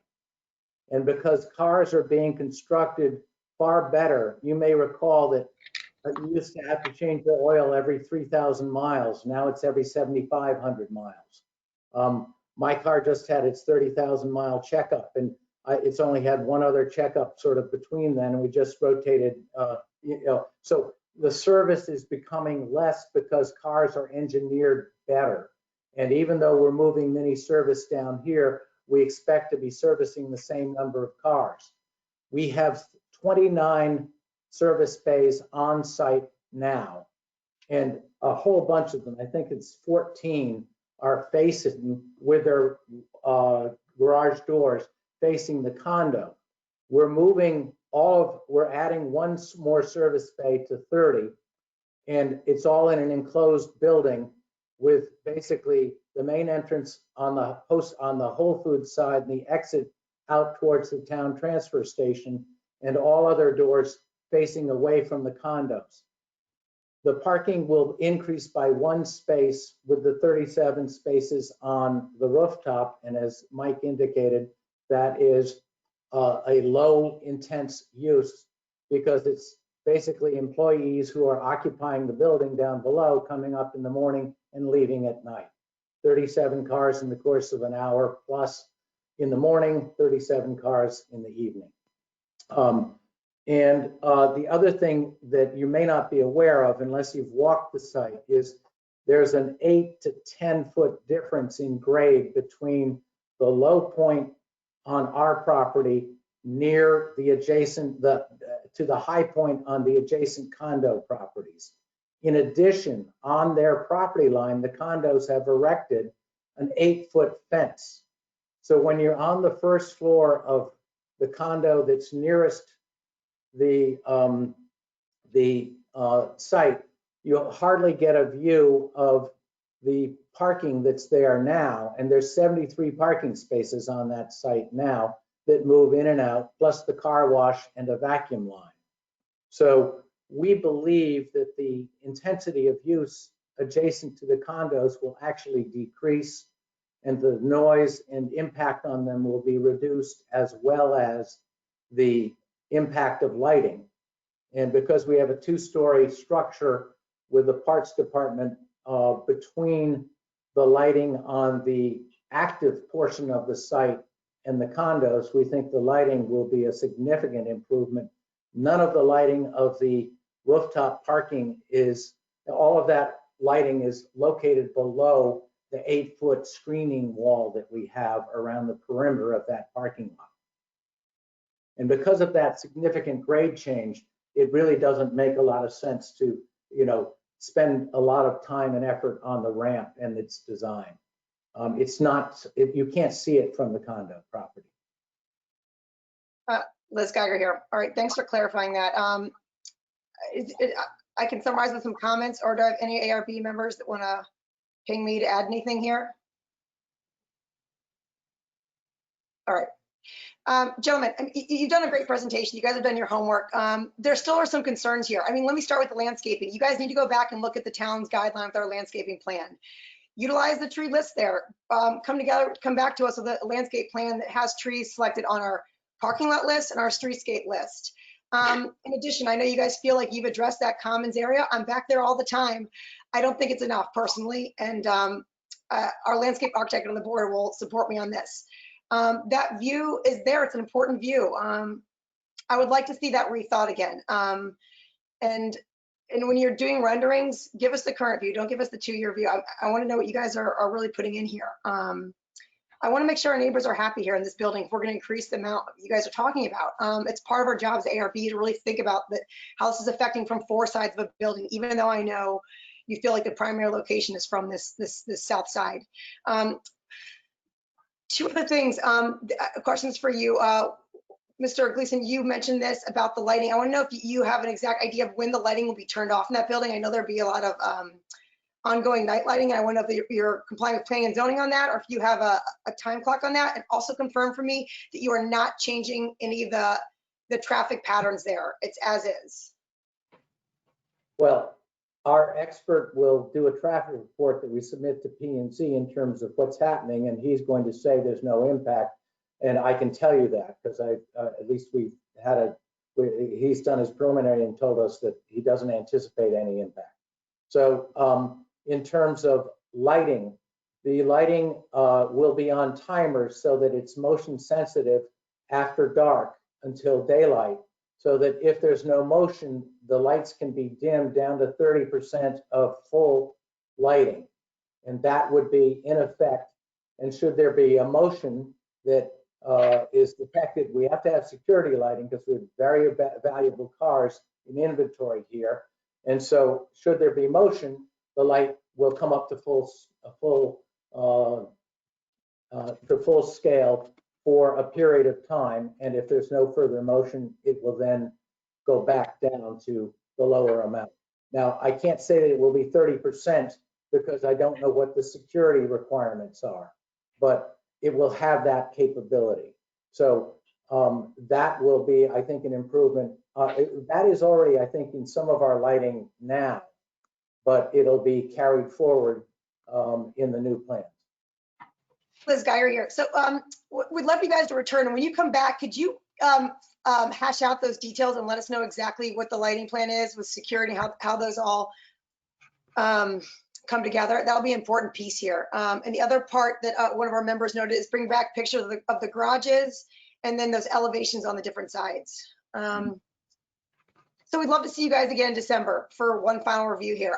Tell me real quickly, when are you guys seeing planning and zoning and what's the next step there? Our next step is to file for planning and zoning in December for a public hearing in January. So there's plenty of time here I mean, that's our schedule. And at that, that's where we're going. So we can come back. When's your next meeting? Our next meeting is on December. We moved it up for, sorry, Liz Geiger here. Our next meeting is on December 15th, probably at 6 or 6:30 p.m. So you're going to want to see, I'm sorry, Liz. You will want to see our plans a week in advance of that, ideally? Please. That'd be great. Thank you. All right. And Jackie, I will get those plans to you. Okay. All right, guys. Thank you for this is Liz Geiger. Thank you for your time. Phil, do you have anything else you'd like to add? No, again, just want to say thank you for your comments. Look forward to addressing them and presenting to you guys again in December.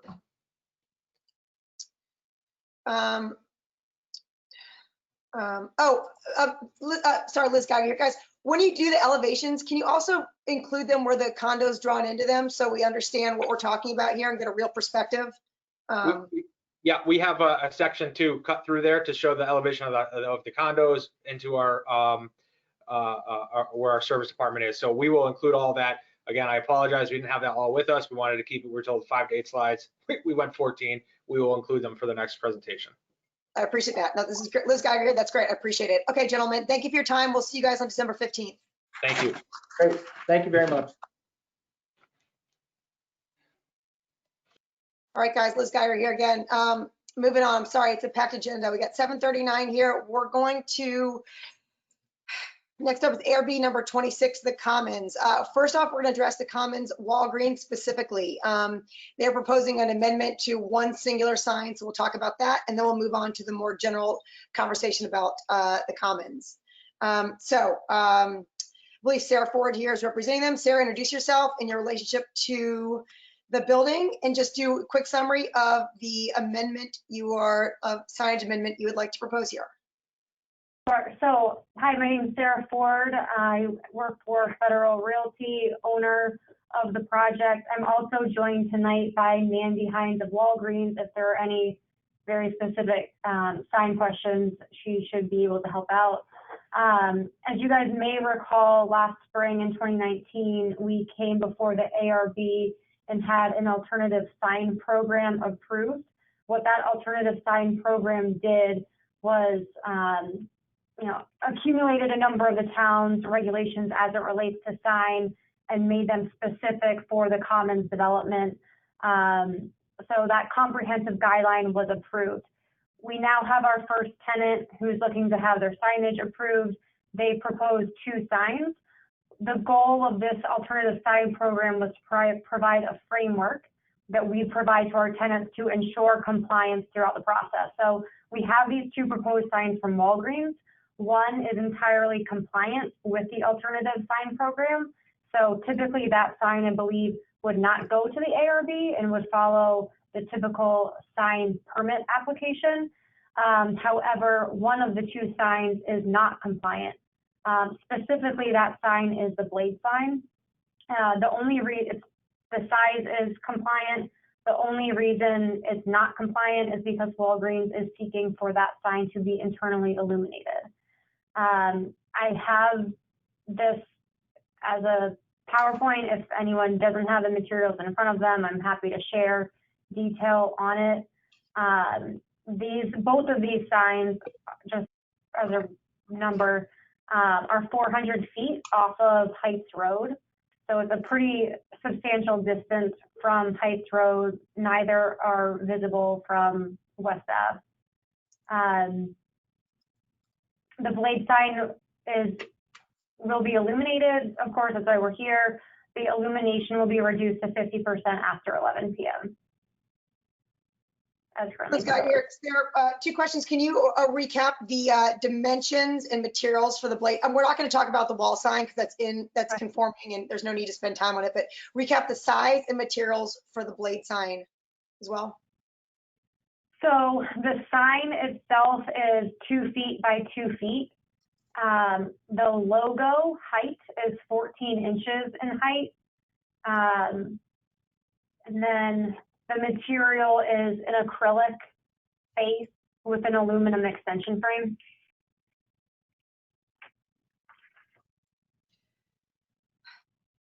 All right, Liz Geiger, that's great, Sarah. That's a perfect summary. All right, so ARB members, as you know, alternative sign program, Commons is not coming back to us for all the different signs unless there is any amendment to our pre-approved plan based in 2017. So the only change here in this blade sign is just the fact that it's illuminated and it is 400 feet off the road. So we'll go down for comments real quickly, and then Sarah, you can address them at the end. Sherry, Alex, Allison, Marianne, Rebecca, Dave Riley, Dave Humphrey, Leslie. Sherry Green, ARB. I don't have a problem with it. I understand the need for it. Don't have a problem with it. Alex Lopatinsky, board member. I have no comments. It's clear to me. I'm okay with it.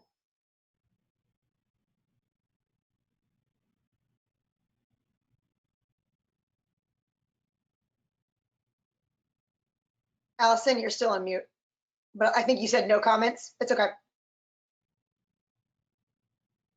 No comment here, Marianne Castell. I'm sorry. Allison Hughes, ARB member.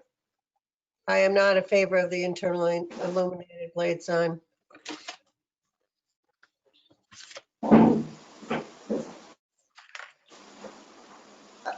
Rebecca, Dave Riley, Dave Humphrey, and Leslie. Rebecca Morrison, ARB member. I guess I would ask the hours that Walgreens is proposing in relationship to the blade sign. I would be in favor of it if it was later hours, because I think that drugstores should have a better presence than other things.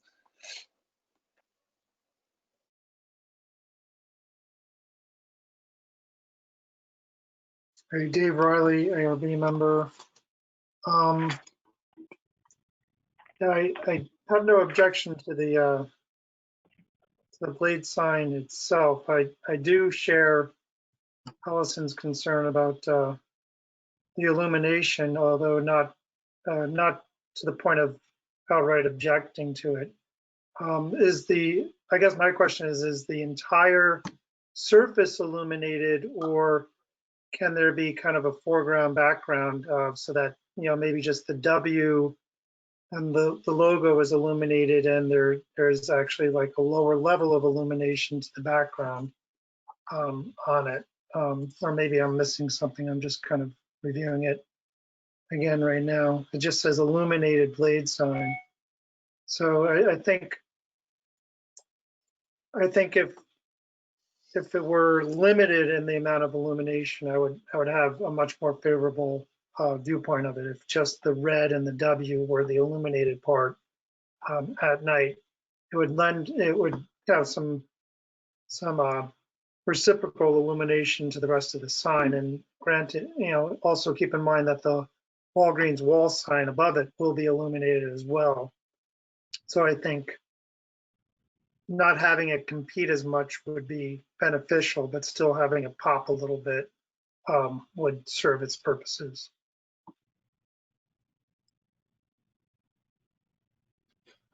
David Humphrey, ARB member. Yeah, I agree with David Riley regarding, a little bit of discretion with the illumination of the blade sign.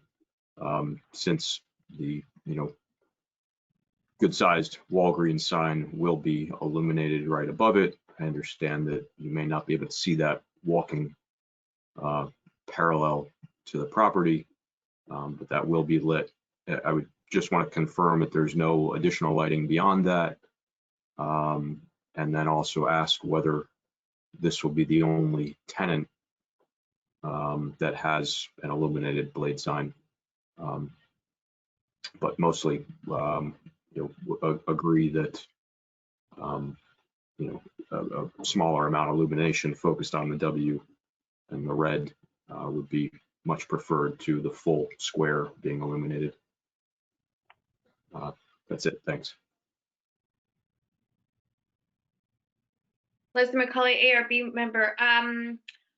We talked about this with Bank of America at the last meeting. It's just the sign looks too industrial. I'd like to see something more quaint and charming. Maybe have it hanging like the other ones in town.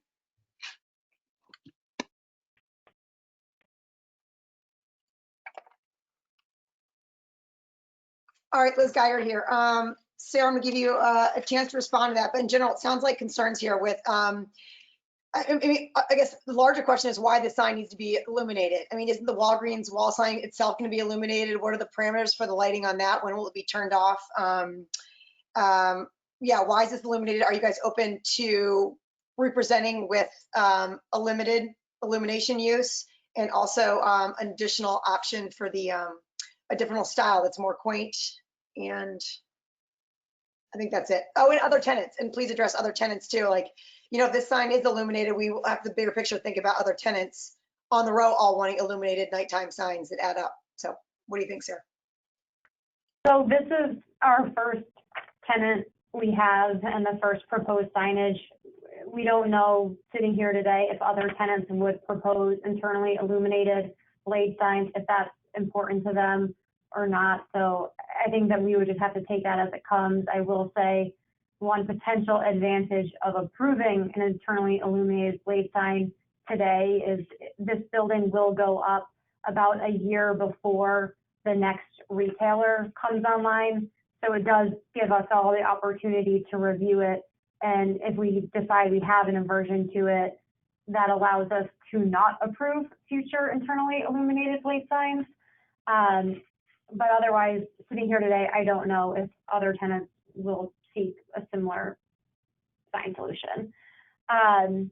In terms of hours of operation, the intent is that the signs would be lit 24/7, but then the illumination would be reduced by 50% after 11 p.m., which is consistent with the alternative sign program requirements. In terms of levels of illumination and whether or not we can limit it to just the W within the logo, that I don't know. So Mandy from Walgreens, I don't know if you know that level of detail.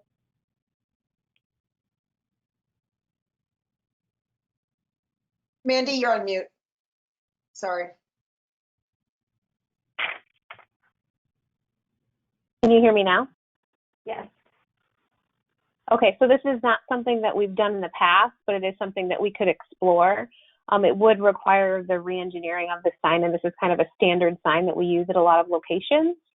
So that being said, I do feel like having the sign, but not having it illuminated would be a better option than us re-engineering the sign altogether.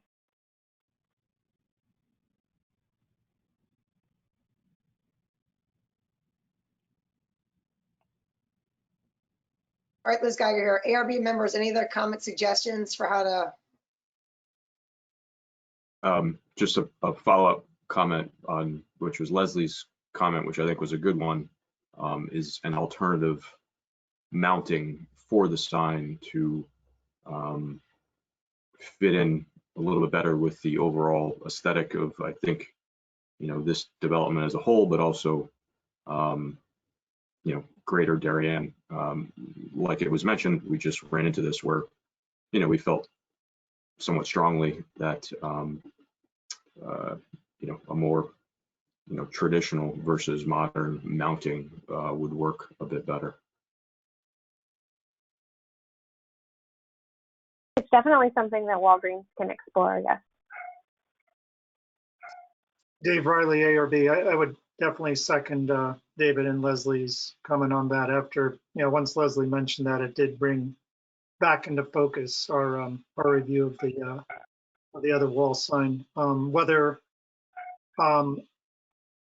illumination from above can be incorporated with a bracket, I guess, could be a question if you're, really adamant about trying to illuminate it. And again, looking at the levels and how that might be incorporated could be explored if it was a hanging type wall blade sign.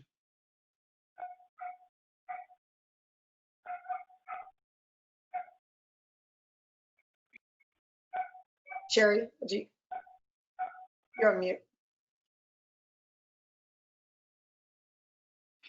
I would like to go back and support what the two Davids and Leslie also said. I would prefer not having that sign illuminated, since the wall sign is already going to be illuminated until quite late at night. So I'm not sure I see the need for it. I'd rather see it just plain, unless they can do just the W. I think that would be a nice possibility. All right, Liz Geiger here. I'm going to summarize this up. Yeah, I mean, you guys make some good points. Like, so when we approved pedestrian signs in the past for blade signs, blade signs, they've been for pedestrian purposes. So if you're walking along a building, to be able to identify that building.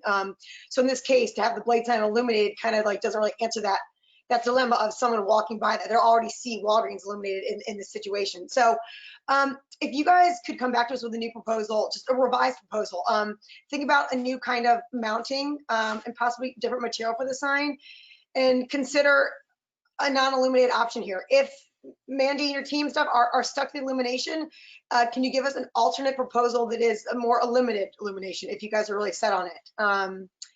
Knowing how these things go, I get a feeling the board might sit on this and lean more and more towards not supporting illumination here for a number of reasons. But to simplify things, Sarah, if you would like to submit this electronically to Dave Keating, if it's a simple adjustment, if you guys drop the illumination and do a simple alternative design option and want to submit that electronically, we could administratively approve this. If it's, same dimensions, same materials, and keep things moving. So that's an option for you. We can talk offline. Okay, great.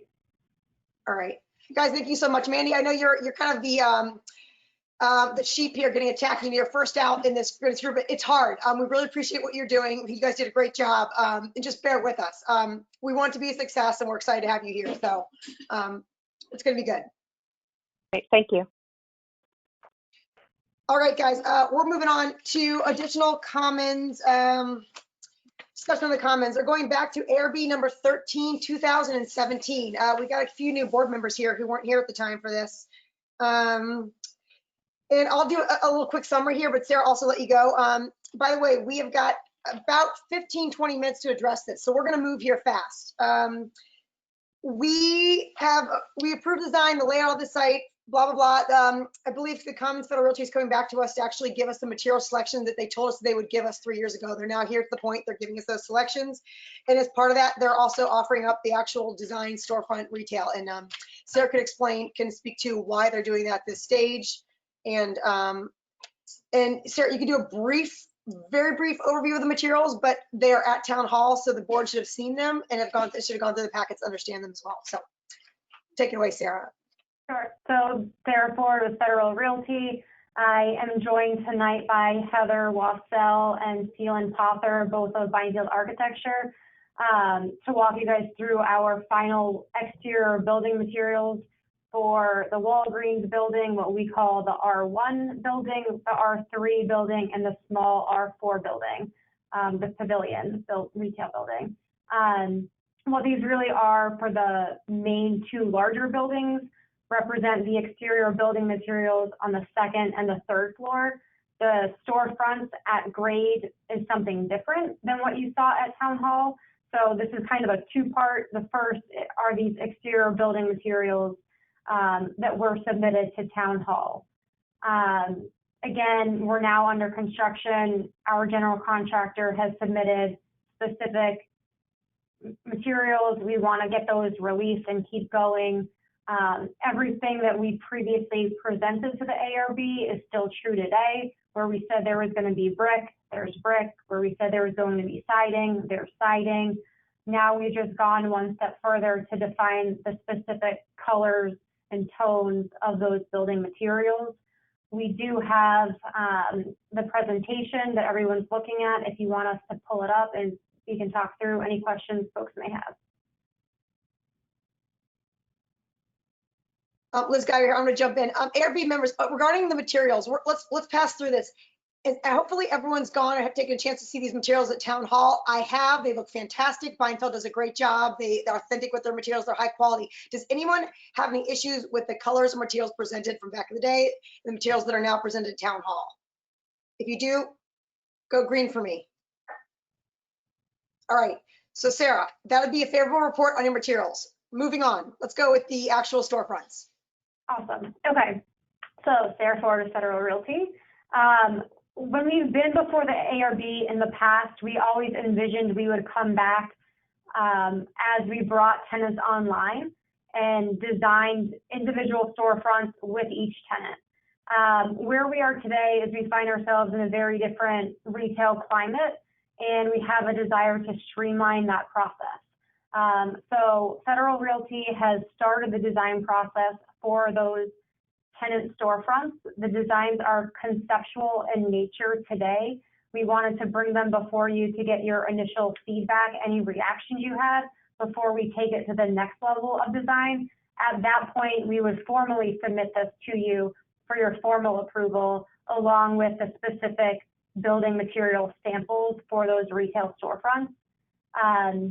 What we are proposing in the package is still a diversity of storefronts. That was important to us. We didn't want to have each retail storefront look exactly the same as the storefront next to it. In general, we're proposing 4 different color palettes with different metal panel color throughout. Let's see. So, yeah, I mean, I think it might be helpful if I pull up the presentation. I don't know, Fred, if I'm able to do that. That's great. Fred will share the screen. Liz Geiger, Fred will share the screen with you. Okay. Fred, we don't have to call you guys out, but ARB members, Alex and Rebecca, I know you guys haven't seen this, so if your comments here will be very much appreciated.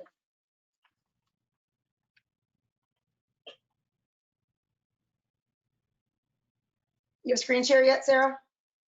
I think so. Can you see it? Yep, we got you now. Okay. Okay, so clicking through this.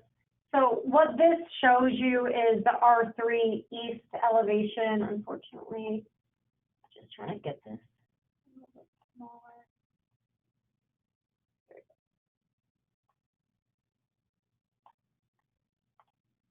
Okay, so it's showing this portion of the R3 building. So below shows the storefront materials that we're proposing. What we did above was just, we played with the storefronts to show what it would look like once we get an actual tenant on board and start layering in their specific branding components, such as these awnings and signage. Any of those items that require ARB approval, we would certainly come back as tenants come online and propose those specific features. Right now, we're just proposing the glass, the metal panel, and the base to the storefronts. The other thing that we did here is it was important to us to break up the facade. We wanted to also pick materials that complemented the structure above and worked with that. But it was also important to us to maintain flexibility. So as you can see from this storefront right here, which is number 322, that right now can very much lend itself to a single tenant. However, we don't know if that will end up being one tenant. So up here we say, well, what if that becomes 3 tenants? And what we've proven out is that this storefront can easily be divided up to accommodate 3 tenants. Similarly, this is, all one pallet here, but can easily be broken up into two. So that was the goal here, is to provide some diversity in the pallets and the materiality, but allowing for flexibility. So one thing I will note, as I'm sure many of you noticed, is this R1 building, we have a very large retail space, 102. Again, we don't know yet if that ends up being one large anchor tenant or potentially more. So this is a storefront scheme that says, what if it's an anchor tenant? We have another scheme, option 2, that says, what if this ends up getting broken down into 3 smaller schemes? So the hope would be, and I'm curious to get your feedback, if this is something where we could get an approval on both of the options, where we would find out if, such that we can start rendering these to present them to prospective tenants. So that's one concept that's in here. Where are we now? This is the north elevation of the R3 building, where again, you can see the specific materials.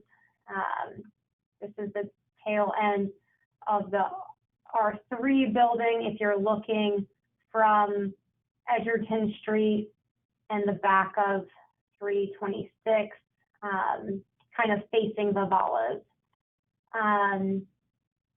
This is the side of the R3 building that we looked at earlier with the branding layered on. And all right, let's go here. Sarah, do you want to keep talking, or can I open this up to the ARB? Happy to have you open it up. Okay. All right. Let's go through, guys, and do some different comments here to give these guys some direction. Sherry, Alex, Allison, Marion, Rebecca, Dave Riley, Humphrey, and Leslie. Hi, Liz, Sherry. do you mind if I just make one comment first? Do you mind just running through the material options here, like what you have at the bottom of the screen, R102, you know, the Quanier storefront, the Aluco bond, and after you do that, we could go through comments. Does that make sense? Great. Sure. So Sarah Ford of Federal Realty. What you see on the screen now is the R1 building. Currently, this anchor tenant option assumes a Quanier system with a bright white mullion. The metal panel, which is, you know, the dark, is contemplated as the color focused black with a granite base of absolute black. Moving, I guess this is east. We have, this is the residential lobby, so that's already designed. And then this next section, 104, 106, comes down to this box. So it's a colonial white Quanier storefront system with an oyster Aluco bond. And I'm not sure what that color is, but a lighter color granite base. R110 and 112, it's a bronze storefront color with a similar bronze metal panel. That's 110 and 112. I'm trying to move the go-to meeting. Okay, so that's 110, 112.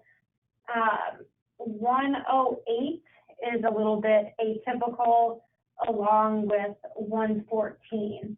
So that's just a black storefront with a black metal panel and granite base. One thing that I will note that's different about these spaces down here, 114A, if I zoom in, you might be able to see that right now we're proposing that these 3 runs of storefront would be operable. So some type of operable storefront that would be ideal for a restaurant tenant.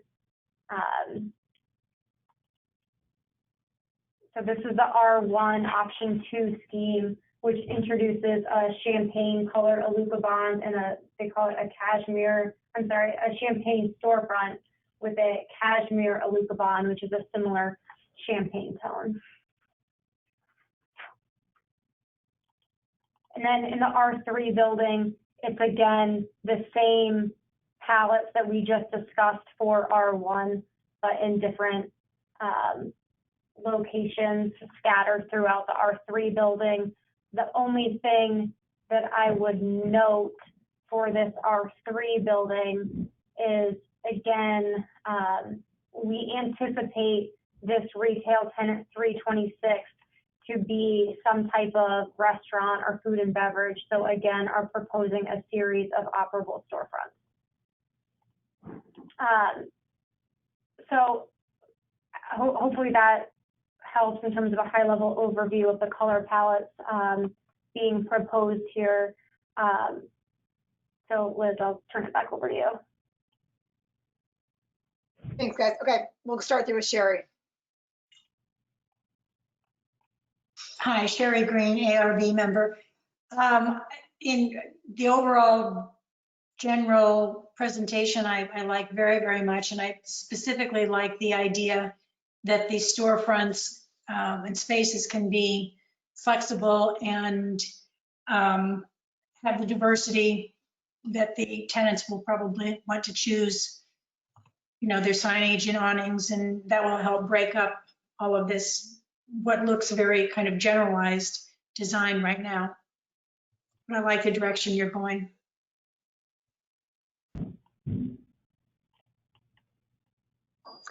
Hi, Alex Lopatinsky, board member.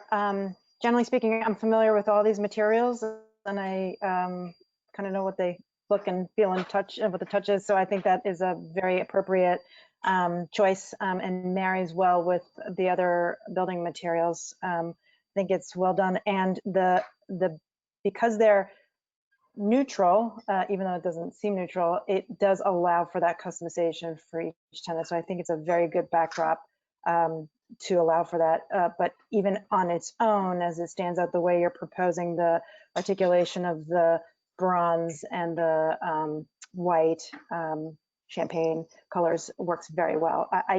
I don't have any other comments other than that. I actually, no, do have one question. In terms of the glazing, in certain transoms, you have muntins added to it, and in certain transoms you do not. Is that going to be customizable by the tenant, or is that something you're designing from the get-go? Okay. Should I answer? Wait. Yeah, I'm Sarah, done with my comments. I think we're going to go through the comments and then you can. Yeah. Liz Geiger, yeah, Sarah, just if you take some notes and we'll continue. Thanks, Alex. Great question. Allison and Marion and so on.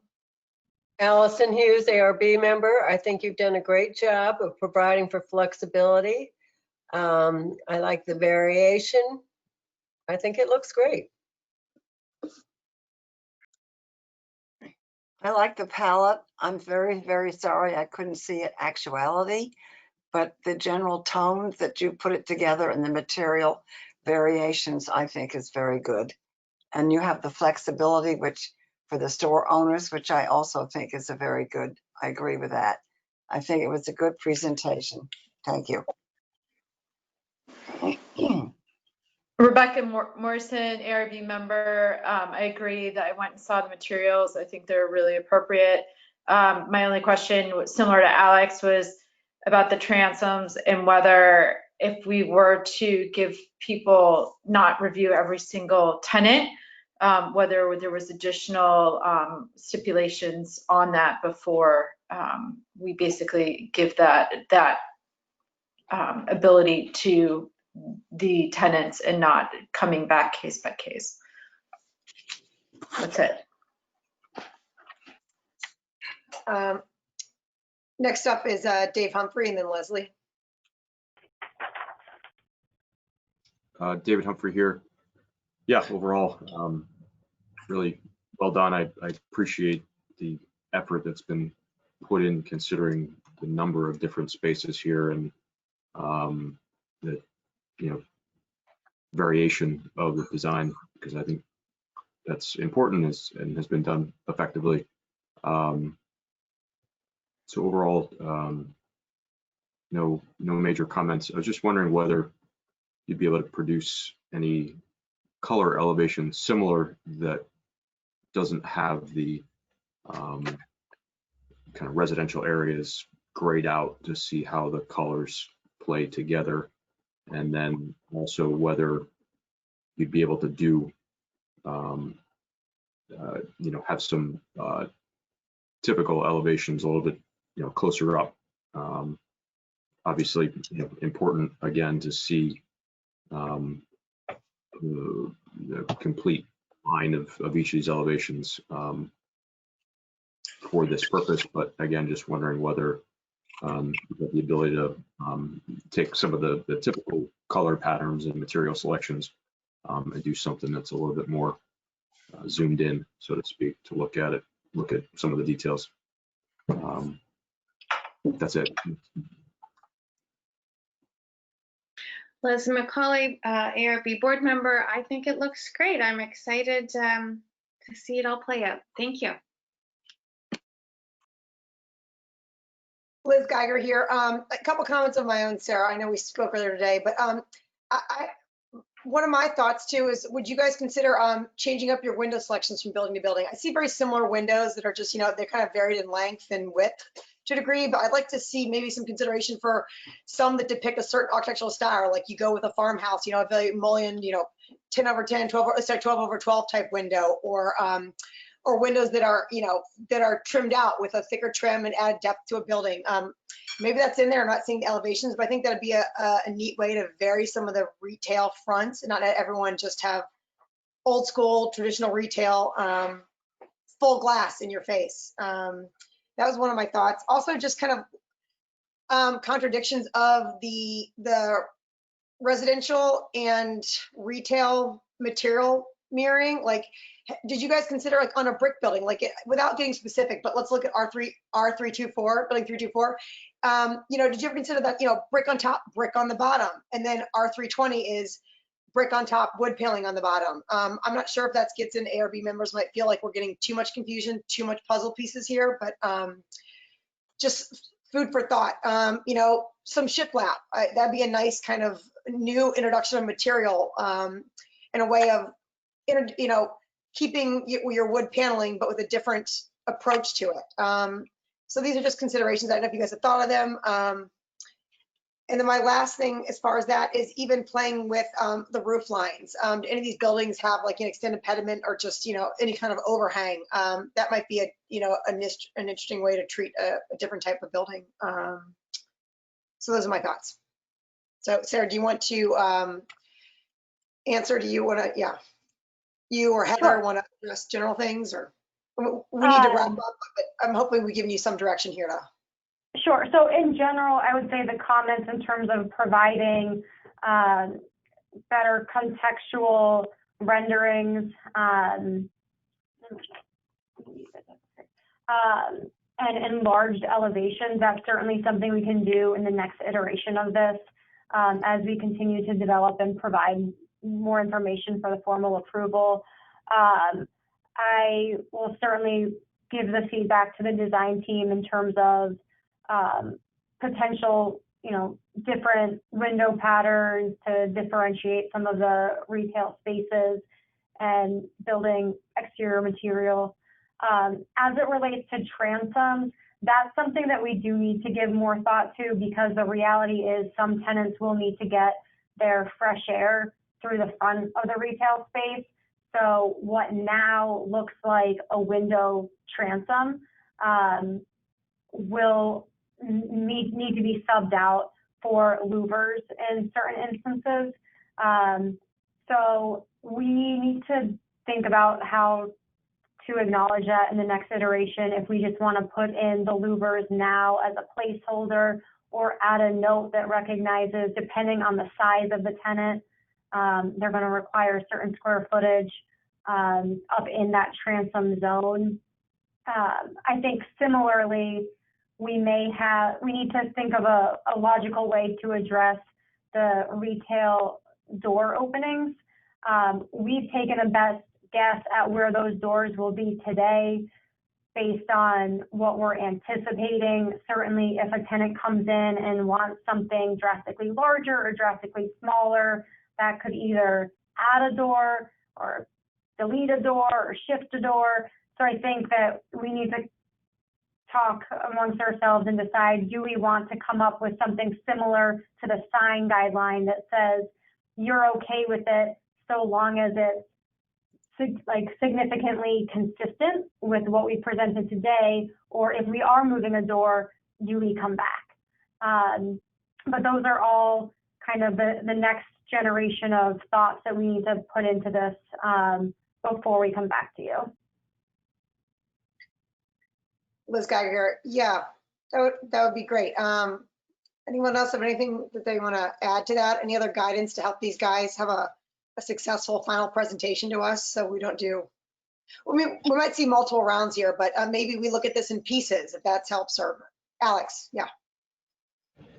Yeah, Alex Opatinsky. I would comment and suggest that perhaps you come with some alternate possibilities. So if there's a storefront that requires a louver, what would it look like? If there's a storefront that requires, you know, operable doors or panels, what does it look like? And so that we could see all the potential variations that you would allow a tenant to do, that at least we can see it in advance of what that possibility is. I think that would help us in helping imagine what that could be. That's great. Anyone else? Fred, you could, or Sarah, you could drop the share screen, I think, at this point. Thank you so much. Anyone else want to add anything there? No. All right. Just curious, R316 and R302 has a area where there's no glazing. Just wondering what the wall treatment is there, unless I'm missing it. I guess it is just a Lucabond panel, focus black, the granite base, I guess. I'm just catching up with this. So I guess building R3. Yeah. So Sarah Ford with Federal Realty. Yes, that would just be the metal panel. Both of those portions of the space are really considered that it would functionally serve as a back of house, and does not make sense to install glazing in those locations. Okay. But there's still be some detailing to, you know, somewhat mimic changes in depth, such as the storefront.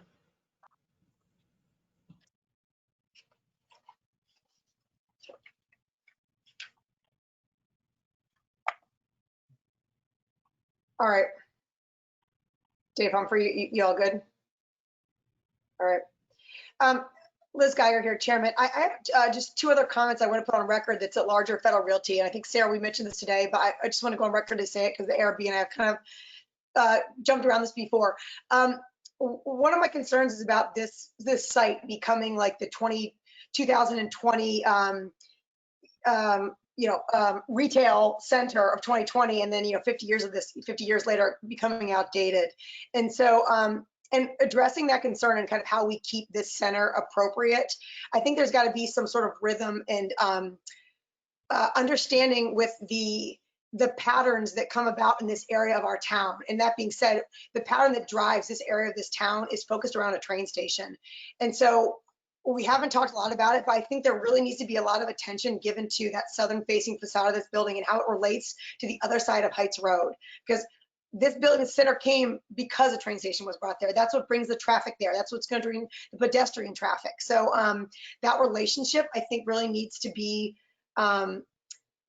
considered for this to be a successful project. That's my one comment there. And the second comment too is, as I mentioned, Sarah, the parking space. There's a lot of concrete, it's a ton of parking space. I know that parking is needed, and I think the layout of it is great and works for what it is, but I'd love Federal Realty to consider the materials in the parking space and possibly introducing another material other than concrete, whether it be grass, whether it be some sort of pavers or something beautiful that where we can take some of the activity in the retail front and bring it out into the into the parking lot to kind of make this more of a functioning organic space that kind of develops as time goes on, whether it be for a market or a fair or a concert. And I think that would lend to, alternate materials would lend to something like that better than a full giant concrete space. So those are my suggestions if Federal Realty would consider that as they get into the final stages here.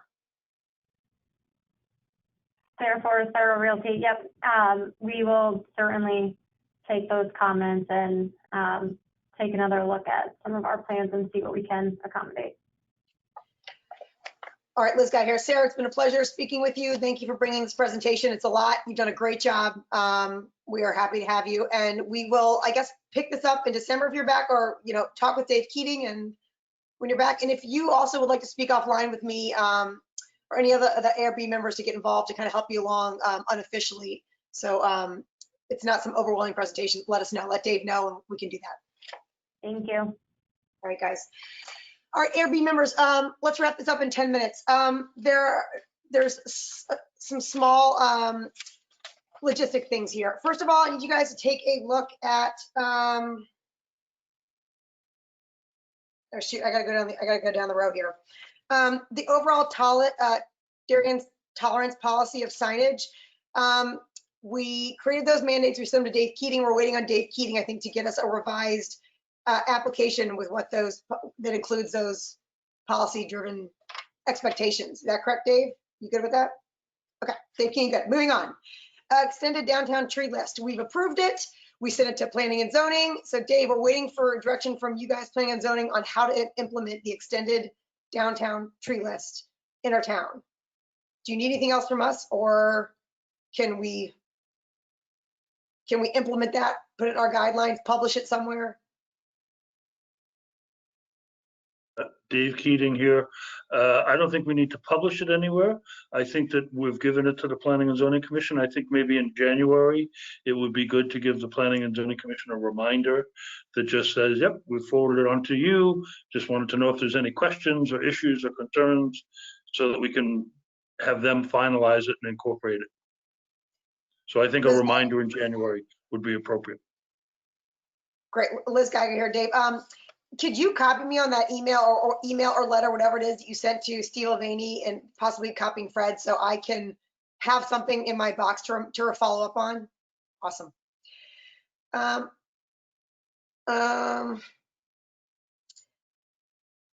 2021 schedule. You guys have it in your packet. Take a look. I've adjusted the dates here. Sorry, Liz Geiger, Chairman. I've adjusted the dates here in February to account for spring break. April accounts for April break, and December we moved up. December and November we've adjusted slightly to account for Thanksgiving and Christmas. Take a look. Everyone in favor? Any concerns with this schedule? Leslie. Your year is wrong. Excuse me? The year is wrong. Leslie McCauley. Oh, got it. Good job, Leslie. Detailed from trees to paper that makes trees, made out of trees. Good job. Okay, we will all make that note. Dates. Okay, these dates, put them in your calendar. There's no reason we should miss a meeting. They're here, we know them. A year in advance. All right. This is my hand slapping to you all. So when you call me and tell me you can't make a meeting and I go egg your house, you'll understand why. Okay. Moving on, notes. Have you guys all taken a look at the notes? We've got ones from September, thanks to Dave Humphrey, and we've got ones from October, thanks to Leslie McCauley. Can I see everyone off mute, or not raise your hands? If you do not approve, raise your hands. All right, everyone in favor, approve, raise hand then. Everyone's hands up, approved. Allison, Alex, Allison, you approve, hand up. All right, good. Minutes are approved across the board. Thank you. And then last and not least, I want to take, I hope Rebecca's still on here. We have 2 new members. We haven't properly introduced them. I know when I became the ARB, like, I never got a greeting. I think it's nice to just introduce ourselves and say hello to our new member, give a proper welcome, especially in this environment. Alex, do you want to go off mute and just say hello, tell everybody what your experience is, and in a brief summary, and give us a chance to say hi. Sure. Hi, everyone. I've seen you all for 2 meetings so far. Alex Lopatinsky. I'm an architect. I've been practicing for 30 years. Some of you may remember me. I was on the Darien Revitalization Initiative a bunch of years ago. I live in town, obviously, and I do practice architecture with the firm. And I run the New York office for Cooper Carey. We are a national architectural firm, do work all over the country, focus on everything but healthcare. But I have experience in pretty much every building typology that's out there. In fact, in prior life, the firm I worked for earlier in my career did the addition at Middlesex Middle School back in the day. That was JCJ Architecture. So I'm happy to join. I'm glad to be back and volunteering my time to this great town and get to use a little bit of my architecture skills. Also love sitting on the other side of the table doing this. So glad to be part of this team. Thanks, Alex. That's awesome. I really had to like convince Alex to come on here. She's so busy and does so many things. So I was like, please join our board. So we suckered her. Yeah. Okay, the next one that we suckered in is Rebecca. Rebecca, you're off camera, but could you do a, I don't know if you can go on or just. Yeah, sure. I'm on. I had to switch laptops to give one to a child. So sorry that I don't have a space right now, but Liz and Marianne, I worked with last year in helping to give guidance to my own house project. I live on Prospect Avenue in town and have a love for old houses. My background, undergrad, is in graphic design. I was a graphic designer for Southern Living and Cooking Light magazine straight out of college, and then went back to grad school and have a 3 years master's in science in interior design, but have practiced originally for the Phillips Group in New York City, and then spent almost a decade at Ralph Lauren, both acting as a construction manager and designing their freestanding domestic interiors. So I've done a lot of different things and worn a lot of different hats, but have done a lot of things with signage and graphics, and also residential and different architecture components, but mostly in retail spaces. So I'm happy to be on the board and give guidance where I see fit. Thanks, guys. Anyone want to say anything? Any comments, anything? All right, you couldn't shut up earlier, but now you're quiet. All right, good. Guys, sorry, it's been a long meeting. I really appreciate it. It's 8:30. Thank you. 8:29, the meeting's adjourned. Fred, you can take us off recording. Forgot.